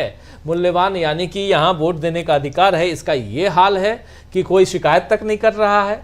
बात सही है। अब बिहार में चुनाव हो गया, 5 साल बाद देखेंगे जी, अभी क्यों, क्या करना। हाँ, अभी क्या ठीक करना है। और ऐसे ही इतनी हालत खराब कर रखी है, इसलिए यहां नहीं करना। सिब्बल बोल रहे हैं कि लोग हार मान लेते हैं, वो मानते हैं कि यही हमारा भाग्य है, यही उनका भाग्य है और वो इसके बारे में कुछ नहीं कर सकते, और लाखों लाख लोग हार मानकर बैठ जाते हैं। हम लोगों ने आंखों देखी मुजफ्फरपुर में, बाकी जगहों पे वोटर अधिकार, वोट देने गए, परिवार के 5 लोगों के पास वोटर कार्ड नहीं बन पाया, आया ही नहीं, नाम काट दिए गए इसी SIR में। मैंने खुद पूछा कि आगे क्या करेंगे, बोले आज तो चुनाव हो गया, बाद में देखेंगे भैया अब कैसे किया जाएगा, बाद में सोचेंगे। ये देखेंगे सोचेंगे इसलिए क्योंकि लोग हार मान जाते हैं अभी, अब बाद में देखा जाएगा, क्योंकि आज चुनाव, आज वोट देना चाहता था मैं, लेकिन वोटर कार्ड ही नहीं बना, इसलिए अब देखा जाएगा। बात तो सही कह रहे हैं कपिल सिब्बल, गलत थोड़ी कह रहे हैं। बिल्कुल यही होता है राजीव जी कि ठीक है। अब जैसे अपने आप को संजय कुमार सिंह जी न्यूज़ पॉइंट में हम लोगों के जो पैनलिस्ट बैठते हैं राजीव जी, वो खुद कह रहे थे कि भाई मैं अभी क्यों टेंशन मोल लूँ, अभी चुनाव तो है नहीं, ठीक है, जब चुनाव होगा मैं तब बनवा लूंगा, फिर दोबारा फिर होगा तब बनवाऊंगा, मैं क्यों अभी जो धक्के खाता फिरूँ, नहीं है। और अगर मेरे वोट देने से ही सरकार बन रही है तो ठीक है, जब मेरे वोट देने से सरकार बनी नहीं है, मेरा वोट कहीं भी जा रहा है, मुझे पता ही नहीं चल रहा कहाँ जा रहा है, कौन मेरा वोट ले आ रहा है, तो बनवा के करूँ भी क्या। तो ये भी एक भावना लोगों में घर करती चली आ रही है कि भाई हमारा वोट हम डाल के कहीं आते हैं, चला कहीं जाता, हमें मालूम नहीं पड़ता, जिसको हम वोट देकर आया उसको गया भी कि नहीं गया। तो वोट अगर हम दे के आ रहे हैं तब भी हमें नहीं मालूम पड़ रहा है कि जिसको हमने वोट दिया था उसको गया कि नहीं गया, तो वोट बने ना बने क्या फर्क पड़ता है। बिल्कुल बिल्कुल। तो अब यहाँ पर खड़े होते हैं गोपाल शंकर नारायण, वकील हैं, वरिष्ठ वकील, और आप लोगों ने इसी केस में इनकी भी खूब गर्मा गर्म दलीलें सुनी आप लोगों ने। गोपाल शंकर नारायण जो हैं एक बहुत ही शानदार, जैसे कपिल सिब्बल हैं, अभिषेक मनु सिंघवी हैं, वैसे ही गोपाल शंकर नारायण भी एक शानदार वकील हैं, वरिष्ठ वकील, और वो अपनी दलील यहाँ पर याचिकाकर्ताओं की तरफ से देना शुरू कर रहे हैं, कर चुके हैं, और कह रहे हैं कि मान लिया वोटर लिस्ट में आपका नाम दर्ज नहीं है तो फिर क्या होगा, क्योंकि वोटर लिस्ट में आपका नाम आ जाने पर आपको बहुत सारे अधिकार मिल जाते हैं, और क्या उन अधिकारों को किसी भी तरह से छीना जा सकता है। एक तो आपको वोट देने का अधिकार मिलता है, लेकिन व्यवहारिक स्तर पर भी हमारे ECI यानी election commission of India card ही नागरिकता का एकमात्र प्रमाण है जो अधिकांश वयस्क भारतीयों के पास मौजूद है। हमारे देश की 90% से 93% आबादी इस पर काफ़ी हद तक निर्भर है। पासपोर्ट का उपयोग लगभग 5 से 7% लोगों द्वारा किया जाता है, लेकिन इसमें बच्चे भी शामिल हैं। और वोट का अधिकार, और इससे कई जगह हम नागरिकता प्रमाण भी बताते, देखो हमारे पास वोट देने का अधिकार है, मतलब हम यहाँ के नागरिक हैं। बिल्कुल, ये यहाँ पर कहा जाता है। यही यहाँ गोपाल शंकर नारायण कह रहे हैं कि जब आप वोट देने का अधिकार यानी वोटर कार्ड ही छीन लेंगे तो आप भारत के नागरिक से भी हमें वंचित कर देंगे। बिल्कुल, उससे भी वंचित कर देंगे, वो यानी हम वोट देने का अधिकारी भी नहीं रहे। हाँ बिल्कुल। और ये भी कहा शंकर नारायण ने राजीव जी कि मिस्टर द्विवेदी, मतलब जो चुनाव आयोग के वकील हैं, उन्होंने ये माना था कि वह अनूप बर्नवाल फैसले से असहमत नहीं है जिसमें वोट देने के अधिकार को संवैधानिक अधिकार माना गया था। तो जब वोट देने का अधिकार एक संवैधानिक अधिकार है तो 2003 की लिस्ट में शामिल लोगों से संविधान या 1950 या 1951 के एक्ट में बिना कोई बदलाव किए हुए अधिकार कैसे छीन लिया गया? ऐसा कैसे किया गया? एक बार जब आप इलेक्टोरल रोल में आ जाते हैं तो आपको कुछ अधिकार मिल जाते हैं, क्या उन अधिकारों को किसी भी तरह से छीना जा सकता है? इसमें आपका वोट देने का अधिकार तो शामिल है ही, लेकिन प्रैक्टिकल लेवल पर हमारे चुनाव आयोग कार्ड ही नागरिकता का एकमात्र सबूत है जो ज़्यादातर भारतीय वयस्कों के पास सबसे ज़्यादा कवरेज में है। हमारे देश की 90% से 93% इन पर बहुत ज़्यादा निर्भर करती है। पासपोर्ट का कवरेज 5 से 7% है, लेकिन उसमें बच्चे भी शामिल होंगे। फिर शंकर नारायण ने कहा कि SIR ने कम से कम बिहार में जो किया है वह यह है कि 2003 में कट ऑफ डेट तय कर दी है, और यह तय किया है कि इसके बाद वालों को उन सभी पहलुओं को फिर से साबित करने की जिम्मेदारी खुद लेनी होगी जो रजिस्ट्रेशन के लिए जरूरी है। ये लोग जो पहले ही कम से कम 5 चुनाव में हिस्सा ले चुके हैं, वोट दे चुके हैं, उन्हें बताया जा रहा है कि आपको ये साबित करना होगा कि आप सच में नागरिक हैं। बिल्कुल बिल्कुल सही आप कह रहे हैं कि यहाँ पर उनको बताया जा रहा है कि आपको साबित करना होगा कि आप सच में नागरिक हैं। यहाँ पर गोपाल शंकर नारायण अपनी बात रख रहे हैं और कह रहे हैं कि बिहार में SIR जो किया गया उस SIR ने कम से कम 2003 में एक कट ऑफ तारीख तय की, 2003 की कट ऑफ तारीख तय की है और ये निर्धारित किया कि उसके बाद पंजीकरण यानी रजिस्ट्रेशन के लिए आवश्यक सभी पहलुओं को फिर से साबित करने का दायित्व तो उन्हीं पर डाल दिया जाएगा। यानी आप खुद साबित कीजिए कि आप देश के नागरिक हैं, तभी आपको और ये 2003 के आधार पर जिन लोगों ने पहले ही कम से कम 5 चुनाव में भाग लिया है और वोट दिया है, उन्हें अब यह बताया जा रहा है कि आपको यह साबित करना होगा कि आप वास्तव में नागरिक हैं। ये कितनी बड़ी विडंबना है ये, और ये बात यहां गोपाल शंकर नारायण रख रहे हैं, कह रहे हैं कि आप इतनी बड़ी विडंबना लेकर यहां पर इतनी बड़ी आप अलग तरह की स्थिति निर्मित करने की कोशिश कर रहे हैं, जहां पर आपको खुद साबित करना पड़ रहा है कि आप देश के नागरिक हैं, भारत के नागरिक हैं। सबसे पहले आप ये साबित कर दीजिए, फिर आप, जबकि आप एक नहीं बल्कि 5-5 बार वोट डाल चुके हैं और इतनी बार वोट डालने के बाद आपको कहा जा रहा है कि आप साबित कीजिए कि आप वोटर हैं। किसी एक का वैध वाले को किसी एक फर्जी, जबकि यहां पर कहा जा रहा है बार बार कि फर्जी पासपोर्ट बन सकते हैं, फर्जी तमाम तरह के सरकारी दस्तावेज बन सकते हैं, तो आधार भी बन सकता है, वोटर आईडी कार्ड भी बन सकता है। तो कुछ एक ऐसे लोगों को आप अगर मान लिया थोड़ी देर के लिए कि कुछ ऐसे अवैध लोग हैं जो अवैध ढंग से वोटर आईडी कार्ड बनवा रखे हैं, उनके कारण पूरे देश में ये तांडव मचाने का क्या मतलब है? बिल्कुल तांडव ही तो कहेंगे। लोग परेशान हैं, लाइन में लग रहे हैं। आप भारत रत्न नोबेल पुरस्कार विजेता अमर्त्य सेन से अगर पूछते हैं कि आप नागरिकता अपनी साबित कीजिए, बता दीजिए कि आपको क्यों दिया जाए वोटर आईडी कार्ड, तो इससे दुखद और क्या होगा। एडमिरल क्या नाम है उनका, गोवा वाले जो हैं, अरुण प्रकाश जी, एडमिरल अरुण प्रकाश जी जो हैं, उनसे कहा जा रहा है कि नागरिकता आप बता दीजिए। फिर इनके ग्रैंडसन को सुभाष चंद्र बोस के उनसे कहा जा रहा है, चंद्र बोस को, उनको कहा जा रहा है कि भाई आप बता दो। तो आप ऐसे लोगों से, हमसे आपसे भी कहा जाए, सामान्य जिन लोगों से, जो लोग यहाँ पे इस देश के नागरिक हैं, उनसे कहा जाए। और कहा जाए तो अलग चीज है, बिहार में लोगों ने उनको वोट डालने नहीं दिया गया क्योंकि आपने उनके कार्ड नहीं बनाए, बिल्कुल वोटर आईडी कार्ड उनके नहीं बने। यही शंकर नारायण यहाँ पे कह रहे हैं। कपिल सिब्बल ने अपनी बात रख दी है और अब शंकर नारायण अपनी बात रख रहे हैं, और इस पर ये सुनवाई आगे भी चलेगी कि नहीं चलेगी, ये देखा जाएगा। हाँ, देखा जाएगा। और शंकर नारायण कह रहे हैं कि जनप्रतिनिधित्व अधिनियम को अनुच्छेद 326 और 327 के आलोक में पढ़ा जाना चाहिए, जिसमें 327 326 के अधीन है। यह निम्नलिखित कारणों में से एक कमजोर कानूनी आधार पर खड़ा है। वोट देने का अधिकार एक संवैधानिक अधिकार है। जनप्रतिनिधि अधिनियम को अनुच्छेद 326 और 327 के संदर्भ में पढ़ा जाना चाहिए, जिसमें 327 326 का अधीन है ये, और वोट देने का अधिकार एक संवैधानिक अधिकार है। जी बिल्कुल बिल्कुल। गोपाल शंकर नारायण अपनी बात यहाँ रख रहे हैं। जनता यहाँ पे साफ साफ जो रिप्रेजेंटेशन ऑफ पीपल एक्ट 1950 और 1951, इन दोनों की बात, उसके अलावा जो जनप्रतिनिधित्व अधिनियम के अलावा जो आर्टिकल 326 और 327 का जिक्र यहाँ पर कहा जा रहा है, यानी कि जो रिप्रेजेंटेशन ऑफ पीपल एक्ट 1950 और 1951 है, सबसे पहले 1950 वाली बात की जाए तो इसको भी बनाने में आर्टिकल 326 और 327 का जिक्र यहाँ पर बार बार आया है, जिसमें अनुच्छेद 327 अनुच्छेद 326 के अधीन है और उसके कई कारण हैं। उसमें से कह रहे हैं कि ये कारण कानूनी रूप से ये कमजोर है। ये कारण जो है कानूनी रूप से कमजोर कैसे हैं, जिसमें मतदान का अधिकार एक संवैधानिक अधिकार है। सबसे पहले उन्होंने कहा है कि मतदान का अधिकार एक संवैधानिक अधिकार है। शंकर नारायण कह रहे हैं कि जनप्रतिनिधित्व अधिनियम को अनुच्छेद 326 327 के आलोक में पढ़ा जाना चाहिए। ये बात बार बार कह रहे हैं वहां पे। और उसके अलावा यहाँ पर जो बात है वो साफ यही कि मतदान का अधिकार एक संवैधानिक अधिकार है और इस अधिकार का पालन होना चाहिए। शंकर नारायण कह रहे हैं, गोपाल शंकर नारायण, की राकेश द्विवेदी ने कहा है, यानी चुनाव आयोग के जो वकील हैं, कि वो इस बात का खंडन नहीं कर रहे हैं।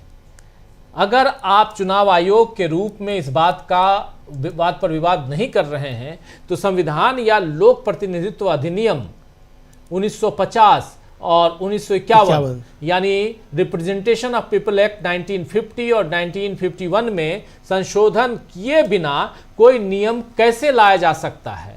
कोई नियम लाए बिना या अनुच्छेद 324 के तहत उसमें भी कोई परिवर्तन किए बिना आप कैसे किसी को आदेश जारी कर सकते हैं? और बिना मतदाता सूची के पहले से मौजूद व्यक्तियों को कैसे, जिनके पास जिनको ऑलरेडी संवैधानिक अधिकार प्राप्त है, उनका मतदान का अधिकार कैसे छीन सकते हैं? कहने का मतलब यह है अमलेंदु जी कि आपके पास वोटर आईडी कार्ड था, आप पिछले 5 बार से वोट डाल रहे हैं और वन फाइन डे आपको कहा जा रहा है कि अब आज से जी आपका ये कार्ड वैलिड नहीं है।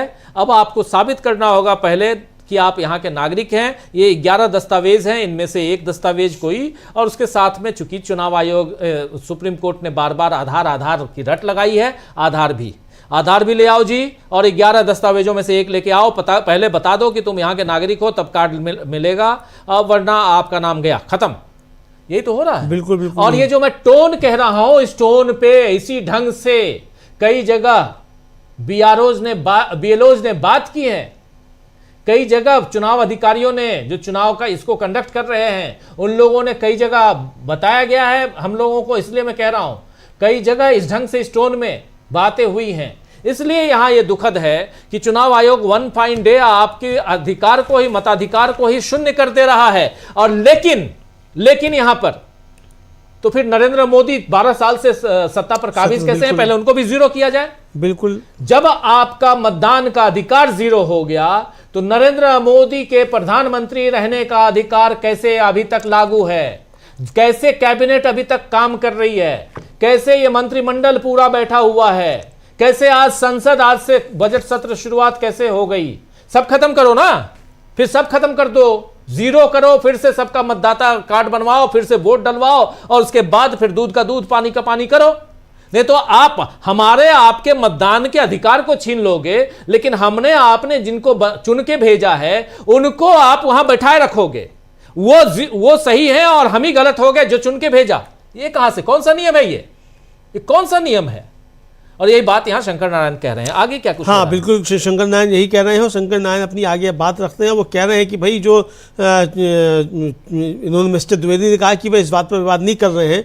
अगर आप चुनाव आयोग के तौर पर इस बात पर विवाद नहीं कर रहे हैं तो एक संवैधानिक अधिकार जो पहले से ही वोटर लिस्ट में शामिल व्यक्ति को मिला हुआ है, उसे संविधान या रिप्रेजेंटेशन ऑफ पीपुल एक्ट 1950 या 51 में बिना कोई बदलाव किए, बिना कोई नियम लाए, बिना कोई आदेश जारी किए, जो अनुच्छेद 324 के तहत आपको साफ तौर पर उपलब्ध है, छीन लिया गया है।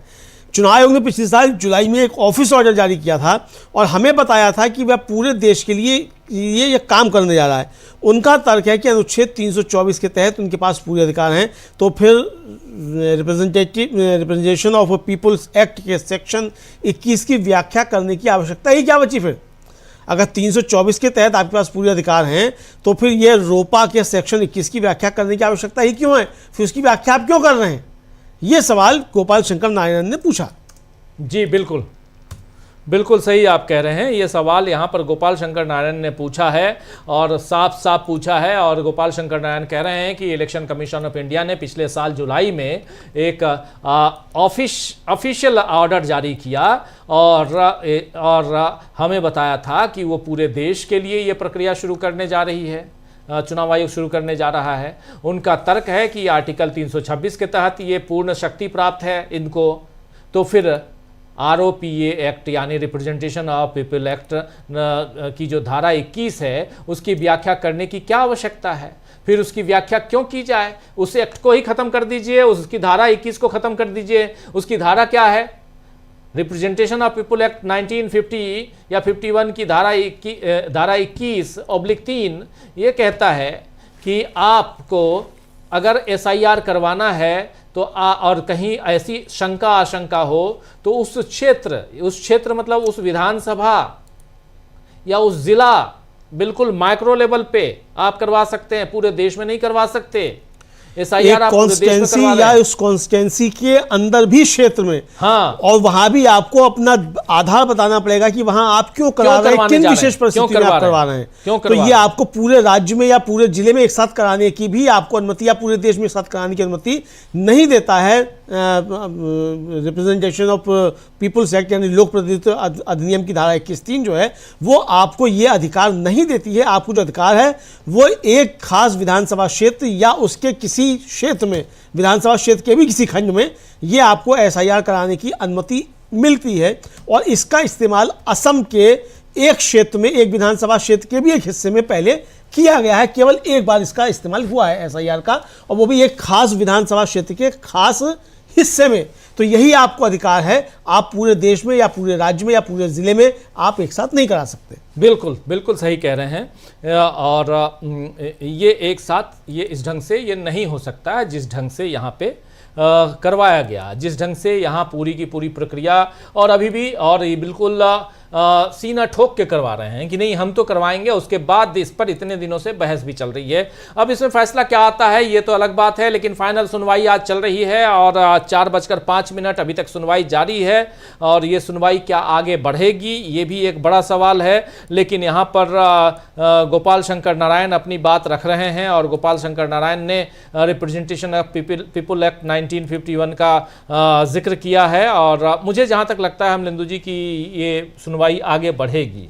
हाँ, आगे बढ़ रही है, चूँकि अब जिस तरीके के आ रहे हैं, चूँकि अब शंकर नारायण रख रहे हैं, इसके बाद फिर योगेंद्र यादव भी हस्तक्षेप कर रहे हैं, तो अभी योगेंद्र यादव को भी बात रखनी है, उनका भी सुनना जाना है। और कई अभी जो है बचे हैं, अभी अभिषेक मनु सिंह भी जो है वो भी अपनी बात रखेंगे, प्रशांत भूषण भी इस पर अपनी दलीलें देंगे, वृंदा ग्रोवर भी देंगी, शाहजान फरासत भी देंगे। चूँकि अभी कई अधिवक्ता जो है, चूँकि चुनाव आयोग ने जो बातें रखी हैं उसका जवाब तो दिया जाएगा। शंकर नारायण ने कहा कि चुनाव आयोग ने पिछले जो साल जुलाई में एक ऑफिस ऑर्डर जारी किया था और हमसे कहा था कि ये पूरे देश के लिए काम करने जा रहा है। उनका तर्क है कि आर्टिकल 324 के तहत उनके पास पूरे अधिकार हैं, तो फिर रोपा के सेक्शन 21 की व्याख्या करने की क्या जरूरत है। फिर योगेंद्र यादव जो हैं वो खड़े हुए और उन्होंने कोर्ट से कहा कि मैंने इस कोर्ट के ध्यान में जो भी तथ्य, स्रोत या तरीका लाया है, चुनाव आयोग ने उसमें से किसी पर भी विवाद नहीं किया है, कोई आपत्ति नहीं जताई है। मैंने भी जो तर्क रखे हैं उस पर चुनाव आयोग ने किसी भी तरीके की कोई आपत्ति दर्ज नहीं कराई है, ये कहना है योगेंद्र यादव का। आपको बता दूं दोस्तों कि योगेंद्र यादव भी इसमें एक याचिका करता हैं। योगेंद्र यादव इंडिविजुअली उन्होंने याचिका दायर की है, तो योगेंद्र यादव की याचिका है। फिर ADR यानी एसोसिएशन फॉर डेमोक्रेटिक रिफॉर्म्स, जो चुनावी धांधलियों, चुनाव के ऊपर जो पहरेदारी होती है कह सकते हैं, वो करने वाली संस्था है। चुनाव में किसके पास कितने पैसे हैं, चुनाव से संबंधित हर तरह का, कौन क्रिमिनल केसेस किसके ऊपर हैं, किसके ऊपर नहीं है, चुनाव सुधार से संबंधित तमाम चीज़ों को, तमाम बारीकियों को वो देश की जनता तक लाने की कोशिश करता है ये संगठन। और इसलिए ये इसका नाम है एसोसिएशन फॉर डेमोक्रेटिक रिफॉर्म्स, और अपने आप में लोकतांत्रिक इसमें रिफॉर्म की बात होती है, रिफॉर्म्स की। और ये इसके अलावा PUCL भी है। तो PUCL, ADR और योगेंद्र यादव के अलावा 8 पार्टियां हैं इसमें, जिसमें कांग्रेस पार्टी है, जिसमें समाजवादी पार्टी है, तृणमूल कांग्रेस है, जिसमें DMK है, जिसमें RJD है, JMM भी है, जिसमें TMC है और वामदल है, AIMIM है। तो 8 ऐसी पार्टियां हैं, सब मिलकर इन लोगों ने याचिकाएं दी हैं, और टोटल 11 याचिका। और इसमें इंडिविजुअल के रूप में एकमात्र नाम जो है वो है इनका, योगेंद्र यादव का। और योगेंद्र यादव यहाँ साफ साफ कह रहे हैं कि मैंने जितने सवाल यहाँ खड़े किए थे उसमें से किसी पर आपत्ति नहीं जताई चुनाव आयोग ने, और ये इन्होंने मेंशन किया है, मेंशन किया है, बिल्कुल मेंशन किया। और उन्होंने आगे कहा, योगेंद्र यादव ने, राजीव जी, कि मैंने पहले दिन कहा था कि 3 चीज़ें हैं जिन्हें हमसे फिर से देखना होगा। एक तो है पूरी तरह से इक्विटी और सटीकता, ये किसी भी चुनावी रोल के ग्लोबल स्टैंडर्ड हैं। कंप्लीटनेस पर मेरा तर्क था कि SIR के कारण चुनावी आबादी के अनुपात में तेज़ी से गिरावट आई है, जिससे पता चलता है कि इसमें स्ट्रक्चरल डिज़ाइन में कमी है और ये अचानक नहीं हुआ है। यानी कि जितना वयस्क मतदाता हैं उससे कम जो है वो मतदाता आपके क्यों हैं, मतलब वयस्क जनसंख्या जो है उससे कम क्यों आ रहे हैं, तो ये अनुपात गड़बड़ा रहा है। दूसरा, महिला और पुरुष का जो अनुपात है राजीव जी, वो गड़बड़ा रहा है। और ये बिहार के SIR के संदर्भ में योगेंद्र यादव ने जब पिछली बार दलील दी थी तब ये कहा भी था कि बिहार में जो महिला और पुरुष का रेशो है उससे काफ़ी कम जो है वो इस मतदान इसमें SIR के जो जरिए लिस्ट आई है उसमें हो गया है। तो ये उनका अपना तर्क था। तो आज भी उन्होंने ये तर्क रखे कि मैंने पहले ही दिन जो था वो कहा था कि 3 चीज़ें हैं और फिर हमें उनको फिर से देखना पड़ेगा। जी बिल्कुल, 3 बातों का जिक्र इन्होंने किया है कि उसके आधार पर हमको ये देखना होगा, SIR को देखना होगा और पूर्ण निष्पक्षता और उसमें सटीकता की बात कर रहे हैं कि पूर्ण रूप से निष्पक्ष हो, सटीक हो, पारदर्शी हो। इन सब का जिक्र यहाँ पे, इन सब की बात यहाँ रखते हुए योगेंद्र यादव, और ये किसी भी मतदाता सूची के वैश्विक मानक हैं। कोई भी मतदाता सूची आप बनाइए, उसमें सटीकता की बात और निष्पक्षता की बात होनी चाहिए। पूर्णता के संबंध में मेरा तर्क ये है कि SIR के कारण मतदाता जनसंख्या अनुपात में भारी गिरावट आई है, जो ये दर्शाता है कि इसमें संरचनात्मक दोष है और ये आकस्मिक नहीं है। यानी इसमें स्ट्रक्चरल यहाँ पर दोष है, स्ट्रक्चरल खामियां हैं और ये आकस्मिक नहीं है, ये अनायास नहीं है। ये बात यहाँ कह रहे हैं योगेंद्र यादव अपनी बात यहाँ रखते हुए स्ट्रक्चरल डिजाइन में डिफेक्ट बता रहे हैं और इट्स नॉट एक्सीडेंटल कह रहे हैं, ये एक्सीडेंटल नहीं है। स्ट्रक्चरल जो डिजाइन है उसी में डिफेक्ट है, बिल्कुल उसी में डिफेक्ट है। इस स्ट्रक्चरल डिजाइन को ही चेंज करने की ज़रूरत है। इस स्ट्रक्चर कुल जमा ये कहें तो इसके स्ट्रक्चर में ही दोष है और इसको ठीक दुरुस्त करने की ज़रूरत है, यहाँ कही जा रही है। बिल्कुल राजीव, ये कही जा रही है और योगेंद्र यादव जो है आगे भी उन्होंने अपनी बात रखी है और योगेंद्र यादव का जो आगे कहना है वो भी काफ़ी ज़्यादा महत्वपूर्ण है। और योगेंद्र यादव जो है राजीव जी वो कह रहे हैं कि बिहार का तो काम हो गया, लेकिन तमिलनाडु गुजरात में इतनी ज़्यादा गड़बड़ियाँ क्यों हैं? क्योंकि गलती डिज़ाइन में ही है। तो इस पर जस्टिस बागची ने कहा कि गुजरात तमिलनाडु रिसीवर राज्य हैं, यानी कि वो पड़ोसी मतलब सीमावर्ती राज्य हैं, तो इसलिए डुप्लीकेट वोटर होने की संभावना है। तो इस पर योगेंद्र यादव ने कहा कि समस्या किसी भी रिवीजन में नहीं है जो होना ही चाहिए, बल्कि जिस तरह का रिवीजन हो रहा है उसमें है। दुनिया में आप कहीं भी एक डिज़ाइन ले जाएं, इससे लोगों के वोट देने का अधिकार छिन जाएगा। वे कहते हैं कि मैं 2019 के जनसंख्या अनुमानों पर भरोसा कर रहा हूं, तो 2020 के बिल्कुल नहीं। वे बिल्कुल सही है, 2020 का एक बाद का अनुमान भी था, लेकिन मुझे लगता है कि ECI ये बताना भूल गया कि ये दोनों एक जैसे हैं। चुनाव आयोग यह भी कहता है कि ये लगभग अनुमान है। फिर योगेंद्र यादव ने कहा कि थोड़ी बहुत गड़बड़ी 80 लाख लोगों की नहीं हो सकती। वैसे जनगणना के अनुमानों में जो गलतियां हुई वे जन्म दर के बारे में थी। इस मामले में हम जन्म दर की बात नहीं कर रहे हैं, क्योंकि उन सालों में जिन लोगों की बात हो रही थी वे 2011 की जनगणना में शामिल थे, इसलिए जन्म दर के किसी अनुमान की ज़रूरत नहीं है। हम सिर्फ मृत्यु दर देख रहे हैं। जी जी जी बिल्कुल जन्म दर की बात नहीं, मृत्यु दर देख रहे हैं। और यहाँ पर योगेंद्र यादव अपनी बात रख रहे हैं, कह रहे हैं समस्या जो है इस संशोधन करने में नहीं है जो कि होना ही चाहिए, बल्कि जिस तरह का संशोधन हो रहा है उसमें समस्या है। मूल रूप से समस्या क्या है वो यही बता रहे हैं कि ये आप SIR करवा रहे हैं, इसमें समस्या नहीं है। समस्या ये है कि आप जिस ढंग से SIR करवा रहे हैं उसमें समस्या है। इसकी डिजाइन को दुनिया में कहीं भी आप लेकर जाइए, इससे लोगों के मताधिकार का हनन होगा, इसमें लोगों का मताधिकार आप छीन लेंगे। वो कहते हैं कि मैं 2019 के जनसंख्या अनुमानों पर भरोसा कर रहा हूं, न कि 2020 के। वो बिल्कुल सही है, 2020 का एक बार का अनुमान भी था, लेकिन मुझे लगता है कह रहे हैं कि ECI ये बताना भूल गया है कि ये दोनों अनुमान एक जैसे हैं। चुनाव आयोग को भी कहता है कि ये अनुमान लगभग समान हैं। 2020-2019 की बात हो रही है। और इसके अलावा यहाँ पर चुनाव आयोग के सामने और कोर्ट के सामने अपनी बात रखते हुए योगेंद्र यादव कह रहे हैं मामूली दोहराव से 80 लाख लोग नहीं हो सकते प्रभावित। संयोग से जनगणना अनुमानों से में तो जो त्रुटियां हुई हैं वो जन्म दर से संबंधित त्रुटियां हैं। इस मामले में हम जन्म दर पर विचार नहीं कर रहे हैं, क्योंकि जिन लोगों के बारे में इस साल बात हो रही है वो सभी 2011 की जनगणना में शामिल थे। इसलिए जन्म दर की अनुमान की बात उसकी आवश्यकता नहीं है। हम केवल मृत्यु दर पर ही विचार कर रहे हैं। और यहाँ सही बात है, आप कह रहे हैं इतने लोग मर गए, इतने लोग शिफ्ट हो गए, आप ये नहीं कह रहे हैं इतने लोग आ गए। हाँ। जन्म दर की बात ही नहीं कर रहे हैं आप। इतने लोग आए इसकी बात नहीं, कहीं जुड़ाव की बात नहीं आ रही है, कहीं नहीं आ रही। सब जगह बात आ रही है काट दी। कितने जुड़ाव की बात कहाँ आई? असम में जहाँ SIR नहीं करवा, 4.5 लाख लोगों को आपने जोड़ दिया। और यहाँ भी बिहार में भी सुप्रीम कोर्ट ने लिस्ट मांगी कि आपने जिनको जोड़ा है 22 लाख लोगों को, उनकी लिस्ट दीजिए। वो लिस्ट आज तक नहीं दी है कि किन को जोड़ा है, कौन है वो लोग, इसका भी कोई पता नहीं है। फिर योगेंद्र यादव ने कहा कि 2022 में बिहार का सीपी रेशियो 100 से ज़्यादा हो गया था, लेकिन सालाना रिवीजन की सामान्य प्रक्रिया से यह पहले ही 106 से घटकर 97 हो गया था। तो मैं डिज़ाइन इफेक्ट दिखाना चाहता हूँ।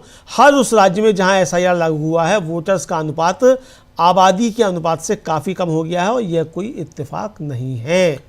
बिल्कुल बिल्कुल बिल्कुल आप सही कह रहे हैं। यहाँ पर साफ साफ एसआईआर को लेकर और अपनी बात रखते हुए यहाँ योगेंद्र यादव, बहुत महत्वपूर्ण चर्चा यहाँ योगेंद्र यादव की इस सुनवाई में दलीलें, और कह रहे हैं कि इलेक्शन कमीशन ऑफ इंडिया का कहना है कि बिहार का जनसंख्या सूचकांक अनुपात 2022 में 100 तक पहुँच गया था, लेकिन वार्षिक संशोधन की सामान्य प्रक्रिया के कारण, सामान्य प्रोसेस के कारण ये पहले ही 106 से घटकर 97 हो चुका था। मैं इसके पीछे के डिज़ाइन के प्रभाव को देखना चाहता हूं। हर उस राज्य में जहां जनसंख्या सूचकांक बढ़ा है, वहां मतदाताओं का अनुपात जनसंख्या अनुपात से काफी कम हो गया है। यह कोई संयोग नहीं है, यह प्रयोग कर रहे हैं आप। यह साफ साफ कहा जा रहा है इनकी तरफ से, योगेंद्र यादव की तरफ से, और कह रहे हैं लॉर्डशिप प्रवास के बारे में बिल्कुल सही है। यहाँ पर जो बात कही जा रही है, जो यहाँ से वहाँ चले गए, जो शिफ्ट हो गए, ट्रांसफ़र हो गए, उसकी बात कह रहे हैं। प्रवासी बिहारी जो कह रहे हैं, आपकी कई बिहारी, सूर्यकांत जी खुद कह रहे थे कि पंजाब चले गए, हमारे यहाँ वो 3 पीढ़ियों से रह रहे हैं, और ये कह रहे हैं। और इस पर योगेंद्र यादव ने कहा कि लॉर्डशिप माइग्रेशन के बारे में बिल्कुल सही कह रहे हैं। बिहार आउट माइग्रेशन वाला राज्य है, यूपी भी आउट माइग्रेशन वाला राज्य है, जबकि नीति आयोग के अनुसार तमिलनाडु और गुजरात इन माइग्रेशन वाले राज्य हैं। तो बिहार और यूपी से लोग जा रहे हैं, लेकिन तमिलनाडु से 97 लाख और गुजरात से 74 लाख लोग कम क्यों हो जा रहे हैं फिर? बिल्कुल, इसका माइग्रेशन से कोई लेना नहीं है, ये सीधे सीधे डिज़ाइन की कमी का मामला है। साफ साफ कह रहे हैं कि ये एसआईआर जो जिस डिजाइन से एसआईआर करवा रहे हैं, उसी में कमी है कि आखिर गुजरात में 74 लाख और तमिलनाडु में 97 लाख लोगों की जनसंख्या कम क्यों हो रही है। इसका प्रवास से कोई लेना देना नहीं है, ये डिजाइन की खामी का सीधा मामला है। ये बार बार यहाँ बात डिजाइन की खामी, यानी एसआईआर जो आप करवा रहे हैं उसमें खामी है, उसका मामला है, और उसी पे यहाँ बात हो रही है। और योगेंद्र यादव अपनी बात रख रहे हैं, और फिर सुप्रीम कोर्ट में ये सुनवाई, इसके बाद जस्टिस बागची जो हैं वो इस पर सवाल जवाब कर रहे हैं। थोड़ा जस्टिस बागची कह रहे हैं कि शायद ये डुप्लीकेशन का मामला है, क्योंकि ये प्राप्तकर्ता राज्य है, इसीलिए संभव है कि इन लोगों का नाम दोनों सूचियों में दर्ज हो गया हो। यहाँ डुप्लीकेशन दोनों राज्यों की बात कर रहे हैं, यानी तमिलनाडु और गुजरात की बात कर रहे हैं। इस पर योगेंद्र यादव यहाँ पर कहते हैं कि जनसंख्या अनुपात का संदर्भ देने का यही मुख्य बिंदु है। जब तक पूरा देश अमेरिका में पलायन नहीं कर रहा है, तब तक सभी राज्यों को नुकसान नहीं हो सकता, यही मुख्य बात है। असम को छोड़कर जहाँ एसआईआर नहीं किया गया था, हर राज्य को नुकसान हो रहा है। ये वही बात अभी जो मैं असम का कह रहा था, वही बात यहाँ कह रहे हैं योगेंद्र यादव कि असम को छोड़कर, असम में तो वहाँ जुड़ गया, लेकिन बाकी जगहों पे जहाँ एसआईआर करवा रहे हैं उन सारे राज्यों में नुकसान हो रहा है, असम को छोड़कर। क्योंकि असम में एसआईआर नहीं करवा रहे हैं, वहाँ पर आपने एसआर करवाया, और एसआर करवाया, स्पेशल रिवीजन करवाया, तो वहाँ हो ये रहा है कि वहाँ पे 4.5 लाख वोटर जुड़ गए। बिल्कुल बिल्कुल। और फिर ये कहा आगे उन्होंने, योगेंद्र यादव ने, कि चुनाव आयोग कहता है कि कोई अपील नहीं हुई, यह सिर्फ अंग्रेजी शब्दों का खेल है। हाँ, किसी व्यक्ति ने संपर्क नहीं किया, क्योंकि अगर वे करते तो बेवकूफ़ होते। चुनाव आयोग पहले ही आधार को 12वें डॉक्यूमेंट के तौर पर शामिल करने का आदेश दे चुका था। फिर वे कहते हैं कि कोई अपील नहीं हुई। अरे एक बार जब ड्राफ्ट लिस्ट जारी हुई 3,66,000 लोगों की, तो कोई औपचारिक अपील नहीं हुई। लेकिन उसे 3,66,000 का इस्तेमाल यह कहने के लिए नहीं किया जा सकता कि 69 लाख लोगों के नाम हटाने पर कोई अपील नहीं हुई। 3,66,000 लोगों में भी बड़ी संख्या में बिना वजह नाम हटाए गए थे। ये योगेंद्र यादव ने अपनी दलील दी है राजीव जी। जी जी जी, बिल्कुल बिल्कुल। यहाँ योगेंद्र यादव की दलील बहुत महत्वपूर्ण है। योगेंद्र यादव यहाँ पर दलील दे रहे हैं, और फिर कह रहे हैं योगेंद्र यादव, मेरा दूसरा मुद्दा समानता से संबंधित है। यहाँ पर जो इक्वलिटी की बात, समानता की बात, उससे संबंधित है। मैंने कहा था कि जब भी आप एसआईआर लागू करते हैं तो महिलाओं को मतदाता सूची से असमान रूप से बाहर कर दिया जाता है। ठीक यही हुआ है। चुनाव आयोग को इसका स्पष्टीकरण देना होगा कि ऐसा क्यों होता है कि आप जिस भी राज्य में एसआईआर लागू करते हैं वहां लिंग अनुपात गिर जाता है। ये बात भी यहाँ पर कही। और सबसे मजेदार, अभी तो आगे आने वाले समय में जब जनसंख्या की गिनती शुरू होगी अमलेंदु जी, तब असली राज यहाँ पर जो रायता फैलेगा उस समय और फैलेगा, क्योंकि तब तो अभी जनसंख्या की गिनती शुरू, जनगणना शुरू होने वाला है, आप जानते हैं। और जनगणना जैसे शुरू होगी वैसे ही आप समझ लीजिए कि जो SIR है इसकी पोल खुलने वाली है, क्योंकि आप लिंग अनुपात गिरा रहे हैं, आप कह रहे हैं महिलाओं की संख्या पुरुषों से कम हो गई और बड़ा अंतर आ गया है, बड़ा अंतर है। और उसके बाद आप, ठीक है महिलाओं और पुरुषों की संख्या में कमी है, लेकिन इस बार और अनुपात गिर गया है, और यही बात यहाँ पे कही जा रही है योगेंद्र यादव की तरफ से। ये सुनवाई अभी जारी है और 4:20 का वक्त, लेकिन सुनवाई जारी है अमलेंदु जी। बिल्कुल राजीव जी, सुनवाई जारी है। और आपको याद होगा कि अखिलेश यादव ने भी सवाल उठाए थे कि भाई SIR कराया केंद्रीय चुनाव आयोग ने यूपी में, वोट घट गए, और राज्य चुनाव आयोग ने कराया ग्राम पंचायतों का, वहां वोट बढ़ गए। तो भाई कौन सा चुनाव आयोग सही है, राज्य वाला कि केंद्र वाला? तो ये सवाल भी उठाया, इसका भी कोई जवाब अभी तक नहीं आया किसी की तरफ से, कोई ना तो हलफनामा आया है। क्या नहीं, अखिलेश यादव नहीं, ये सच्चाई है कि ग्राम पंचायतों की जो काउंटिंग हुई है, वोटर्स SIR करवाए गए उत्तर प्रदेश में, तो लगभग 13.25 करोड़, 12 करोड़ 80 लाख 85 लाख वोटर्स जो हैं वो आ गए पूरे उत्तर प्रदेश के गांवों में। और जो SIR करवाया गया पूरे उत्तर प्रदेश में तो 12 करोड़ 55 लाख आए, उसमें भी 30 लाख की कमी आ गई। हाँ, और यानी कि ग्राम पंचायतों में पूरे प्रदेश के जितने वोटर हैं उससे ज्यादा वोटर हैं। बिल्कुल। लेकिन हमारा चुनाव आयोग जब SIR करता है तो उसको ग्राम पंचायत से कम पूरे प्रदेश में वोटर मिलते हैं। बिल्कुल, ये हालत है। हाँ। और फिर योगेंद्र यादव ने कहा कि 60 लाख महिलाओं को और बाहर कर दिया गया, 6 करोड़ लोगों को पहले ही बाहर किया जा चुका है, लेकिन ये डिज़ाइन में कमी के कारण महिलाओं की संख्या में जो असमान बढ़ोतरी हुई वह 60 लाख है। मैंने मुसलमानों को असमान रूप से बाहर किए जाने की बात कही थी। चुनाव आयोग ने कहा कि सांप्रदायिक नजरिए की निंदा की जानी चाहिए, लेकिन निंदा तो चुनाव आयोग क्यों नहीं चाहिए? यह चुनाव आयोग के आदेश की भाषा है कि एक खास समुदाय के 15,800 वोटर्स को बाहर कर दिया गया है। यह मंजूर नहीं है, इसलिए हम इसकी जांच कर रहे हैं। अगर समुदाय को देखना गलत है तो मुझे डर है कि चुनाव आयोग को अपने ही रिकॉर्ड्स की निंदा करनी पड़ेगी। ये योगेंद्र यादव ने कहा है राजीव जी। 60 लाख महिलाओं का जिक्र यहाँ कर रहे हैं चुनाव आयोग के ऊपर सीधा वार करते हुए यहाँ योगेंद्र यादव की दलीलें बहुत महत्वपूर्ण हो जाती हैं। कह रहे हैं कि 60 लाख महिलाओं को अतिरिक्त रूप से बाहर कर दिया गया है। 6 करोड़ लोग पहले ही बाहर हो चुके हैं, लेकिन जानबूझकर किए गए दोष के कारण महिलाओं की संख्या में 60 लाख की भारी वृद्धि हो गई। मैंने मुसलमानों के असमान रूप से बाहर किए जाने का मुद्दा उठाया था। उस समय शुरुआत में चुनाव आयोग ने कहा कि सांप्रदायिक दृष्टिकोण की निंदा की जानी चाहिए, निंदा चुनाव आयोग की होनी चाहिए। ये चुनाव आयोग के आदेश की भाषा है, जिसमें कहा गया है कि एक विशेष समुदाय के 15,800 मतदाताओं को बाहर कर दिया गया। ये अस्वीकार्य है, इसलिए हम इसकी जाँच कर रहे हैं। यहाँ कह रहे हैं चुनाव आयोग ने ऐसी भाषा का इस्तेमाल किया कि विशेष समुदाय के 15,800 मतदाताओं को बाहर कर दिया गया है। ये चुनाव आयोग की भाषा होनी चाहिए, जबकि वो एक स्वायत्त संस्था है, संवैधानिक प्रथाओं से, हमारे संविधान से बंधा हुआ है। अगर समुदाय के आधार पर भेदभाव करना निंदनीय है तो मुझे डर है कि चुनाव आयोग को अपने रिकॉर्ड की निंदा करनी चाहिए, निंदा करनी पड़ेगी। जो रिकॉर्ड जो उसने चुनाव आयोग ने बयान दिए हैं उसकी निंदा करनी चाहिए। उसके बाद योगेंद्र यादव कह रहे हैं कि अब मेरा तीसरा जो सवाल है, यहाँ 3 पॉइंट उन्होंने रखे थे, जिसमें से तीसरा मुद्दा उनका सटीकता के बारे में है। जो टारगेटेड, बिल्कुल जो होता है सटीक, टारगेटेड। कह रहे हैं मैं ये नहीं कह रहा हूँ कि SIR के कारण सटीकता में कमी आई है, हमें अभी तक ये पता नहीं है कि उसमें कमी आई है, हमें बहुत बाद में ही पता चलेगा। मैंने केवल यही कहा है कि इससे सटीकता में कोई सुधार नहीं हुआ है।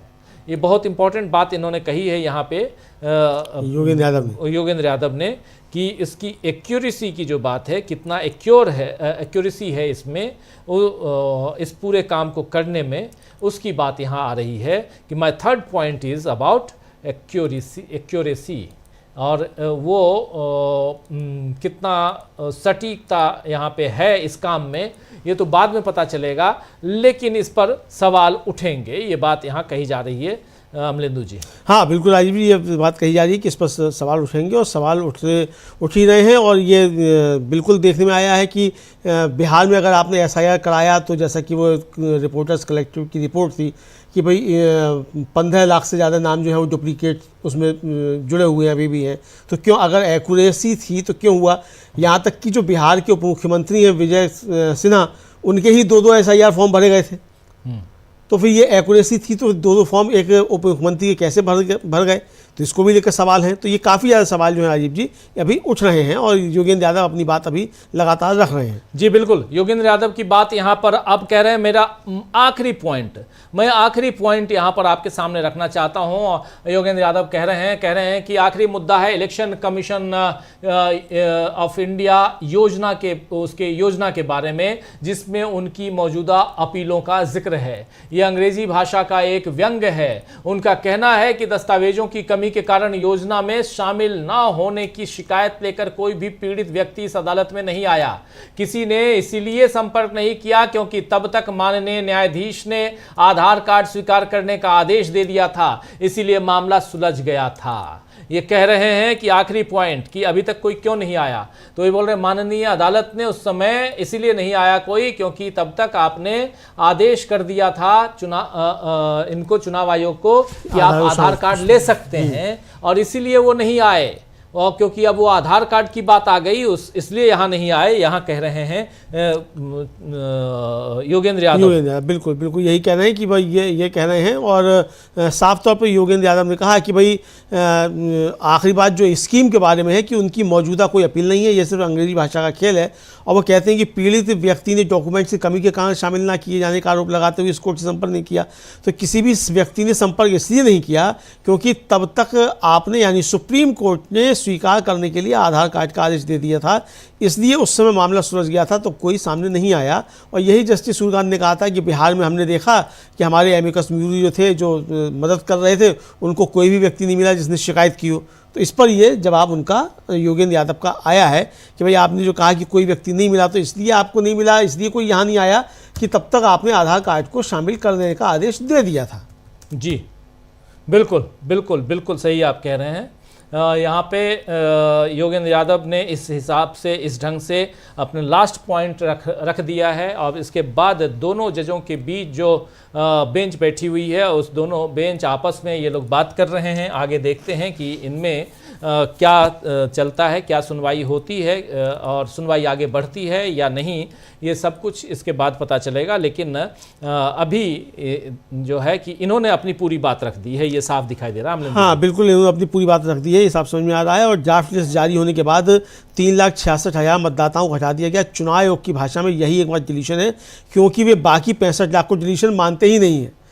यानी पहले जो 65 लाख उन्होंने पहले ही ड्राफ्ट लिस्ट जारी होने से पहले ही काट दिए, उसको डिलीशन मानते ही नहीं है। तो वो केवल 3,66,000 को ही डिलीशन मान रहे हैं जो आखिर में फाइनल लिस्ट में आया। तो यानी आप 3,66,000 को डिलीशन मान रहे हैं, लेकिन आप 65 लाख को डिलीशन मान ही नहीं रहे, जबकि आपने बिहार की बात हो रही है। और यहाँ पे ये बात रखी है योगेंद्र यादव ने यहाँ पर अपनी बात रखते हुए उन्होंने साफ साफ कहा है कि लास्ट में आपने 3,66,000 लोगों को हटा दिए, ये तो आप बता रहे हैं, लेकिन उससे पहले आप 65 लाख लोगों का आपने हटाया, उसका डिलीशन किया, उसके बारे में आप जिक्र ही नहीं करते हैं, उसको आप मान ही नहीं रहे हैं, उसके बारे में आप कुछ बता ही नहीं रहे, कह ही नहीं रहे हैं। आखिर क्या है ये बात यहाँ कही जा रही है, बहुत महत्वपूर्ण बात कही जा रही है इनकी तरफ से, योगेंद्र यादव की तरफ से। और योगेंद्र यादव इसमें उन्होंने कहा है कि मैं थोड़ी सी बात और जोड़ना चाहता हूं, और उसके बाद ये सारी बातें यहाँ योगेंद्र यादव कह रहे हैं। अमलेंदु जी। हाँ बिल्कुल कह रहे हैं। फिर योगेंद्र यादव ने कहा कि कोई फॉर्मल अपील नहीं की गई थी, लेकिन लोग नाम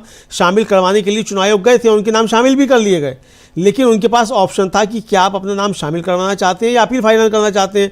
तो वे बस अपना नाम शामिल करवाना चाहते हैं। जाहिर सी बात है कि अपील में जाइए, फिर उसको सबूत दीजिए और फिर सुनवाई में शामिल होइए, उससे अच्छा भाई नए सिरे से नाम शामिल कर लो। फॉर्म 6 भरना है, फॉर्म 6 भरा और हमने नए सिरे से नाम शामिल करवा लिया। लंबी प्रक्रिया में हम जाएँ कि साहब ERO बुलाएगा, फिर DRO बुलाएगा, फिर हम सबूत पेश करेंगे, उससे अच्छा सबूत देने ही है तो नया अपना नाम शामिल कराओ। तो इसलिए लोगों ने फॉर्म 6 भर के नए नाम शामिल करा लिए। ये योगेंद्र यादव का तर्क है राजीव जी। हाँ, क्योंकि बार बार चुनाव आयोग ये कहता है कि इतने नाम काट दिए गए हैं, कह रहे हैं कई लोगों के नाम उसमें नहीं हैं और कई मृत बता दिए गए हैं, जबकि वो जिंदा हैं। तो उनके बारे में बता रहे हैं कि दो बातें यहाँ महत्वपूर्ण हुई हैं। एक बात तो ये कि आधार कार्ड को लेने का जब आदेश हुआ तो आधार कार्ड के साथ गए और कई लोगों ने वहाँ पर फॉर्म 6 भर कर अपने नाम वहाँ जो कट गए थे उसको जुड़वाना नहीं है। नया फॉर्म 6 का मतलब है कि आप अपने लिए नया वोटर कार्ड बनवाते हैं।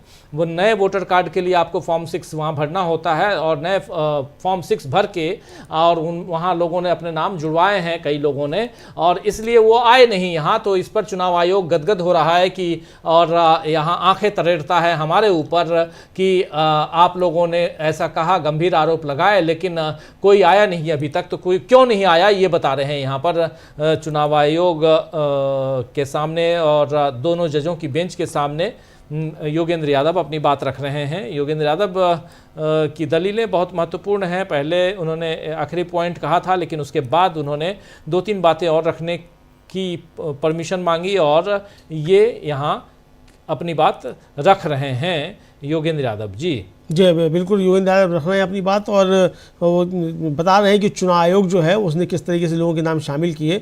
और चूंकि लोगों के पास ऑप्शन था कि भाई या तो अपील कर दो या फिर अपना नाम दोबारा से शामिल करा लो, तो दोबारा से लोगों ने फॉर्म भर दिए।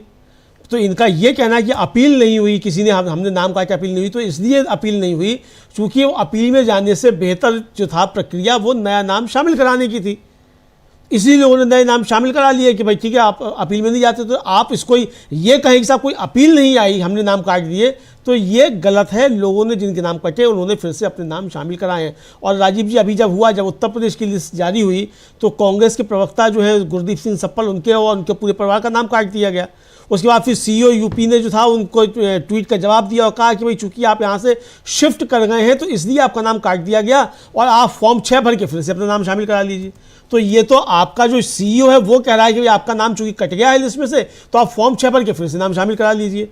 गुरदीप सिंह सप्पल का तर्क ये था कि भाई मैं दोबारा नाम क्यों शामिल कराऊं, मेरा फॉर्म था, मैंने तो शिफ्टिंग का फॉर्म भरा तो मेरा शिफ्ट होना चाहिए, लेकिन आपने उठाकर नाम काट दिया उसका। तो आप कह रहे हैं कि नए सिरे से फॉर्म भर दीजिए। फिर आप कहेंगे साहब वो आपने तो अपील की ही नहीं, आपने नए सिरे से नाम भर दिया, तो अपील तो हुई नहीं, हमने नाम काट दिए। तो आप अपना बचाव इस तरीके से नहीं कर सकते कि साहब आपने अपील की ही नहीं, कोई अपील ही नहीं आई, हमने नाम काट दिए। भाई जिनके आपने नाम काटे उन्होंने फिर से अपने नाम शामिल करा लिए, फॉर्म 6 भर के शामिल करा लिए। जी बिल्कुल बिल्कुल, बहुत महत्वपूर्ण है यहाँ पर ये जानना कि आखिर सुप्रीम कोर्ट में चल क्या रहा है। इस वक्त बहस चल रही है। योगेंद्र यादव ने थोड़ा सा समय और मांगा है और वो अमूमन आप लोग जानते हैं कि सुप्रीम कोर्ट में 4 बजे तक ही बहस होती है और उसके बाद बहस नहीं होती, बेंच उठ जाती है और जो फैसले सुनाने की घड़ी आती है, कुछ फैसले लिखे जाते हैं, कुछ फैसले डिक्टेट होते हैं, वो सारी चीज़ें होती हैं। जजेज 4 बजे के बाद नहीं सुनते हैं, बहस में नहीं रहते हैं। लेकिन ये बहस अभी भी जारी है और एसआईआर को लेकर यहाँ chief justice of India justice Suryakant ने कहा है कि ये आज फाइनल बहस हम कर रहे हैं। हालांकि डिमांड की जा रही है कि हम लोगों को भी सुनिए, थोड़ा सा और अपनी बात रखने की कोशिश, उसके लिए समय मांगने की कोशिश हो रही है। देखते हैं समय आगे बढ़ाते हैं कि नहीं बढ़ाते हैं, लेकिन योगेंद्र यादव अपनी बात रख रहे हैं लगातार। और पहले उन्होंने कहा था कि मैं आखिरी पॉइंट रख रहा हूं, लेकिन उसके बाद योगेंद्र यादव ने कुछ एक और पॉइंट के लिए अनुमति मांगी और योगेंद्र यादव यहाँ पर कुछ और बातें रख रहे हैं, खासकर 65 लाख वाला मामला। हाँ, 65 लाख वाला मामला रख रहे हैं और योगेंद्र यादव कह रहे हैं कि बड़ी संख्या में नाम गलत तरीके से हटा दिए गए थे और फिर उन्हें 3,66,00,000 लोगों में फिर से शामिल किया गया, लेकिन कोई औपचारिक अपील नहीं की गई क्योंकि वह रास्ता बंद कर दिया गया था। फिर कहा कि बाकी 65 लाख लोगों के लिए चुनाव का कहना है कि शामिल करने के लिए 36,475 दावे किए गए थे। यह सही आंकड़ा नहीं है क्योंकि चुनाव आयोग के पास ये पता लगाने का कोई सिस्टम नहीं है कि जब कोई फॉर्म 6 के लिए अप्लाई कर रहा है तो वो नया व्यक्ति है या कोई ऐसा व्यक्ति है जिसे पहले लिस्ट से हटा दिया गया था और अब वह वापस आ रहा है। जी, जाहिर सी बात है कि आपने जिन 65,000 लोगों के नाम काट दिया, अगर वो व्यक्ति फिर से फॉर्म 6 भर रहा है तो आपने उससे ये तो पूछा नहीं कि आपका नाम हमने काट दिया था, क्या आप वही हैं? तो आप कैसे बताएंगे कि साहब वो जो थे वो 36,000 जो है सिर्फ उनके आवेदन आए, ये आप कैसे कह सकते हैं?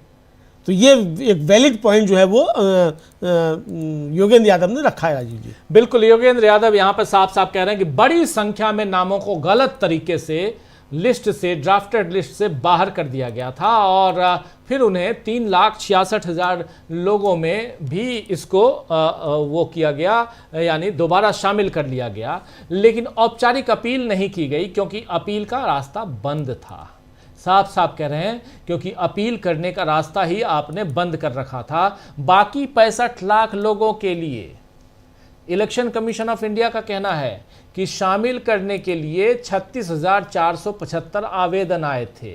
ये सही आंकड़ा नहीं है मिलॉर्ड, क्योंकि इलेक्शन कमीशन ऑफ इंडिया के पास ये पता लगाने का कोई यंत्र नहीं है कि फॉर्म 6 के लिए आवेदन करने वाला व्यक्ति नया है या कोई बाहर किया गया व्यक्ति वापस आ रहा है। ये बहुत बड़ा सवाल यहाँ पर कि आपने मेरा नाम हटा दिया और मैं नया फॉर्म भर के दे रहा हूँ, और इलेक्शन कमीशन ऑफ इंडिया के पास ऐसा कोई यंत्र ही नहीं है कि वो पता लगा पाए कि जिनका नाम आपने काटा है उसने फॉर्म 6 के जरिए नया नाम जुड़वा लिया अपना नाम।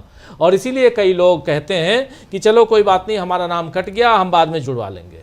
बिल्कुल। और आगे भी योगेंद्र यादव ने कहा, राजीव जी ने कहा कि हमने कंप्यूटर पर ये 65 लाख नाम चलाए और सर्च किया कि इनमें से कितने नाम किस रिवर मैकेनिज्म से फाइनल रोल में वापस आए, तो 2,97,000 नाम हटा दिए गए जो बिहार के फाइनल रोल में थे। कैसे? वह व्यक्ति बीएलओ के पास जाकर कहता है कि उसका नाम नहीं है, तो बीएलओ से फॉर्म देता है, वह व्यक्ति नए वोटर के तौर पर रजिस्टर हो जाता है। तो ये नए वोटर के नाम पर रजिस्टर हो गए। ये एक बड़ा गड़बड़ घोटाला है और इस बात को मिलॉर्ड जो बैठे हैं दोनों, वो अगर गंभीरता से लेंगे तो बात बहुत दूर तक जा सकती है। यही योगेंद्र यादव यहाँ बता रहे हैं कि हमने कंप्यूटर पर इन 65 लाख लोगों के जो नाम हैं उनकी जांच की, पता लगाया कि इनमें से कितने नाम किस प्रक्रिया के तहत अंतिम मतदाता सूची से वापस शामिल किए गए हैं, और ये पता चला कि बिहार की अंतिम मतदाता सूची में शामिल 2,97,000 नाम हटा दिए गए। कैसे हटाए गए, ये सवाल आज भी है। वही व्यक्ति बीएलओ के पास जाकर कहता है कि उसका नाम सूची में नहीं है, लिस्ट में नहीं है, तो बीएलओ उसे फॉर्म देता है और वो व्यक्ति नए मतदाता के रूप में पंजीकरण करवा लेता है। यानी आप एक नया मतदाता, जो आप कह रहे हैं कि हमने इतने लाख नए मतदाताओं को जोड़ा, ये भी गड़बड़ घोटाला है। ये नए मतदाता नहीं हैं, ये पुराने मतदाता ही हैं जिनको आपने हटाया। उसमें से कई लोगों ने अपना नाम जुड़वा लिया। 2,97,000 ऐसे ही हैं। यही नाम है जो यहाँ पर बताया जा रहा है योगेंद्र यादव की तरफ से। हमने जी बिल्कुल राजीव जी, योगेंद्र यादव की तरफ से ये बताया जा रहा है कि जो आप बता रहे हैं कि साहब नहीं आया कोई, और कैसे नहीं आया, और कोई अपील नहीं हुई, तो अपील इसलिए नहीं हुई कि जब हमने मालूम किया तो मालूम पड़ा कि इन लोगों ने फॉर्म 6 भर के अपने नाम शामिल कराए हैं, तो फॉर्म 6 उन्होंने भरा है, तो इसलिए ये उनकी तरफ से फॉर्म 6 भर के आ गया। तो आप ये कहें कि साहब कोई अपील नहीं हुई, तो ये कहना आपका गलत है। अपील इसलिए नहीं हुई क्योंकि आपने अपील का रास्ता छोड़ा नहीं। बीएलओ के पास जब वो गया तो बीएलओ ने साफ तौर पर कह दिया कि भाई ठीक है, आप फॉर्म 6 भर के नया नाम, आप अपना फॉर्म भरिए और आप अपना नाम शामिल करा लीजिए। तो फॉर्म 6 भर के वो नाम जो था वो शामिल हो गया इस वोटर लिस्ट में। जी बिल्कुल बिल्कुल, आप सही कह रहे हैं। फॉर्म 6 के बाद नया नाम यहाँ पर जोड़ दिया गया और नए नाम आपने जुड़वा तो लिए, नए नाम के तौर पे आप जुड़ गए, जबकि आपके पास already voter list, voter card पहले से था। जो एसआईआर में वो कार्ड इनवैलिड हो गया क्योंकि आपसे जो दस्तावेज मांगे गए वो दस्तावेज आप नहीं दे पाए, या आप दिए तब भी उसमें आपका नाम नहीं है। और उसके बाद आपको बीएलओ कहता है कि आप कोई बात नहीं, चिंता की बात नहीं है, आप फिर से नया भर दो, फॉर्म भर दो और हम आपका नाम करवा देंगे उसमें शामिल। और यही होता है। इसके बाद यहाँ पर स्थिति ये बनती है कि उनके नए वोटर के रूप में ये लोग 2,97,000 ऐसे वोटर हैं जो नए वोटर के रूप में जुड़ जाते हैं। 3,66,000 टोटल वोटर जोड़े गए यहाँ पे, तो 3,66,000 में से 2,97,000 तो ऐसे ही वोटर आ गए जो पुराने थे। और लेकिन आप ये नहीं कह रहे हैं कि हमने पुराने, आप ये कह रहे हैं, दावा कर रहे हैं कि ये सारे नए थे, ये सारे नए वोटर थे, आप ये दावा कर रहे हैं। तो यही यहाँ पर इसी गड़बड़ घोटाले को उजागर करने की कोशिश कर रहे हैं योगेंद्र यादव, जो लगातार अपनी बातें रख रहे हैं इस सुनवाई के दौरान। सुप्रीम कोर्ट में 2 जजों की बेंच है, जस्टिस सूर्यकांत और जस्टिस सूर्यकांत आप जानते हैं देश के चीफ जस्टिस ऑफ इंडिया हैं, और उनके अलावा Joy Mallya Bagchi, justice Joy Mallya Bagchi हैं। इन दोनों जजों की बेंच इस पर फैसला क्या सुनाती है ये देखना दिलचस्प होगा। लेकिन उससे पहले यहाँ पर योगेंद्र यादव से पहले गोपाल शंकर नारायण, और गोपाल शंकर नारायण से पहले कपिल सिब्बल, ये तमाम अपनी बातें रख रहे हैं। योगेंद्र यादव ने और भी अपनी बातें जी आगे बढ़ाई और हैं। आगे बढ़ाई है। और उन्होंने कहा कि चुनाव आयोग का डाटा जो है वो हमें बताता है कि 21 लाख नए वोटर रजिस्टर हुए क्योंकि वो वोट देने के लायक हो गए थे। उनमें से असल में कितने 18 से 19 साल के थे, सवाल ये है। तो चुनाव आयोग के अनुसार सिर्फ 19.5% जो थे वो 18 से 19 साल के थे। 80% उस उम्र के नहीं थे जिसमें उन्हें रजिस्टर करने के लिए फॉर्म 6 का इस्तेमाल करना चाहिए था। और ये राजीव जी जब लिस्ट जारी हुई थी फाइनल बिहार SIR की, उस समय भी ये बात उठी थी कि भाई फॉर्म 6 भरने वाले जो हैं वो 55 साल के, 60 साल के या 80 साल के लोग क्यों हैं।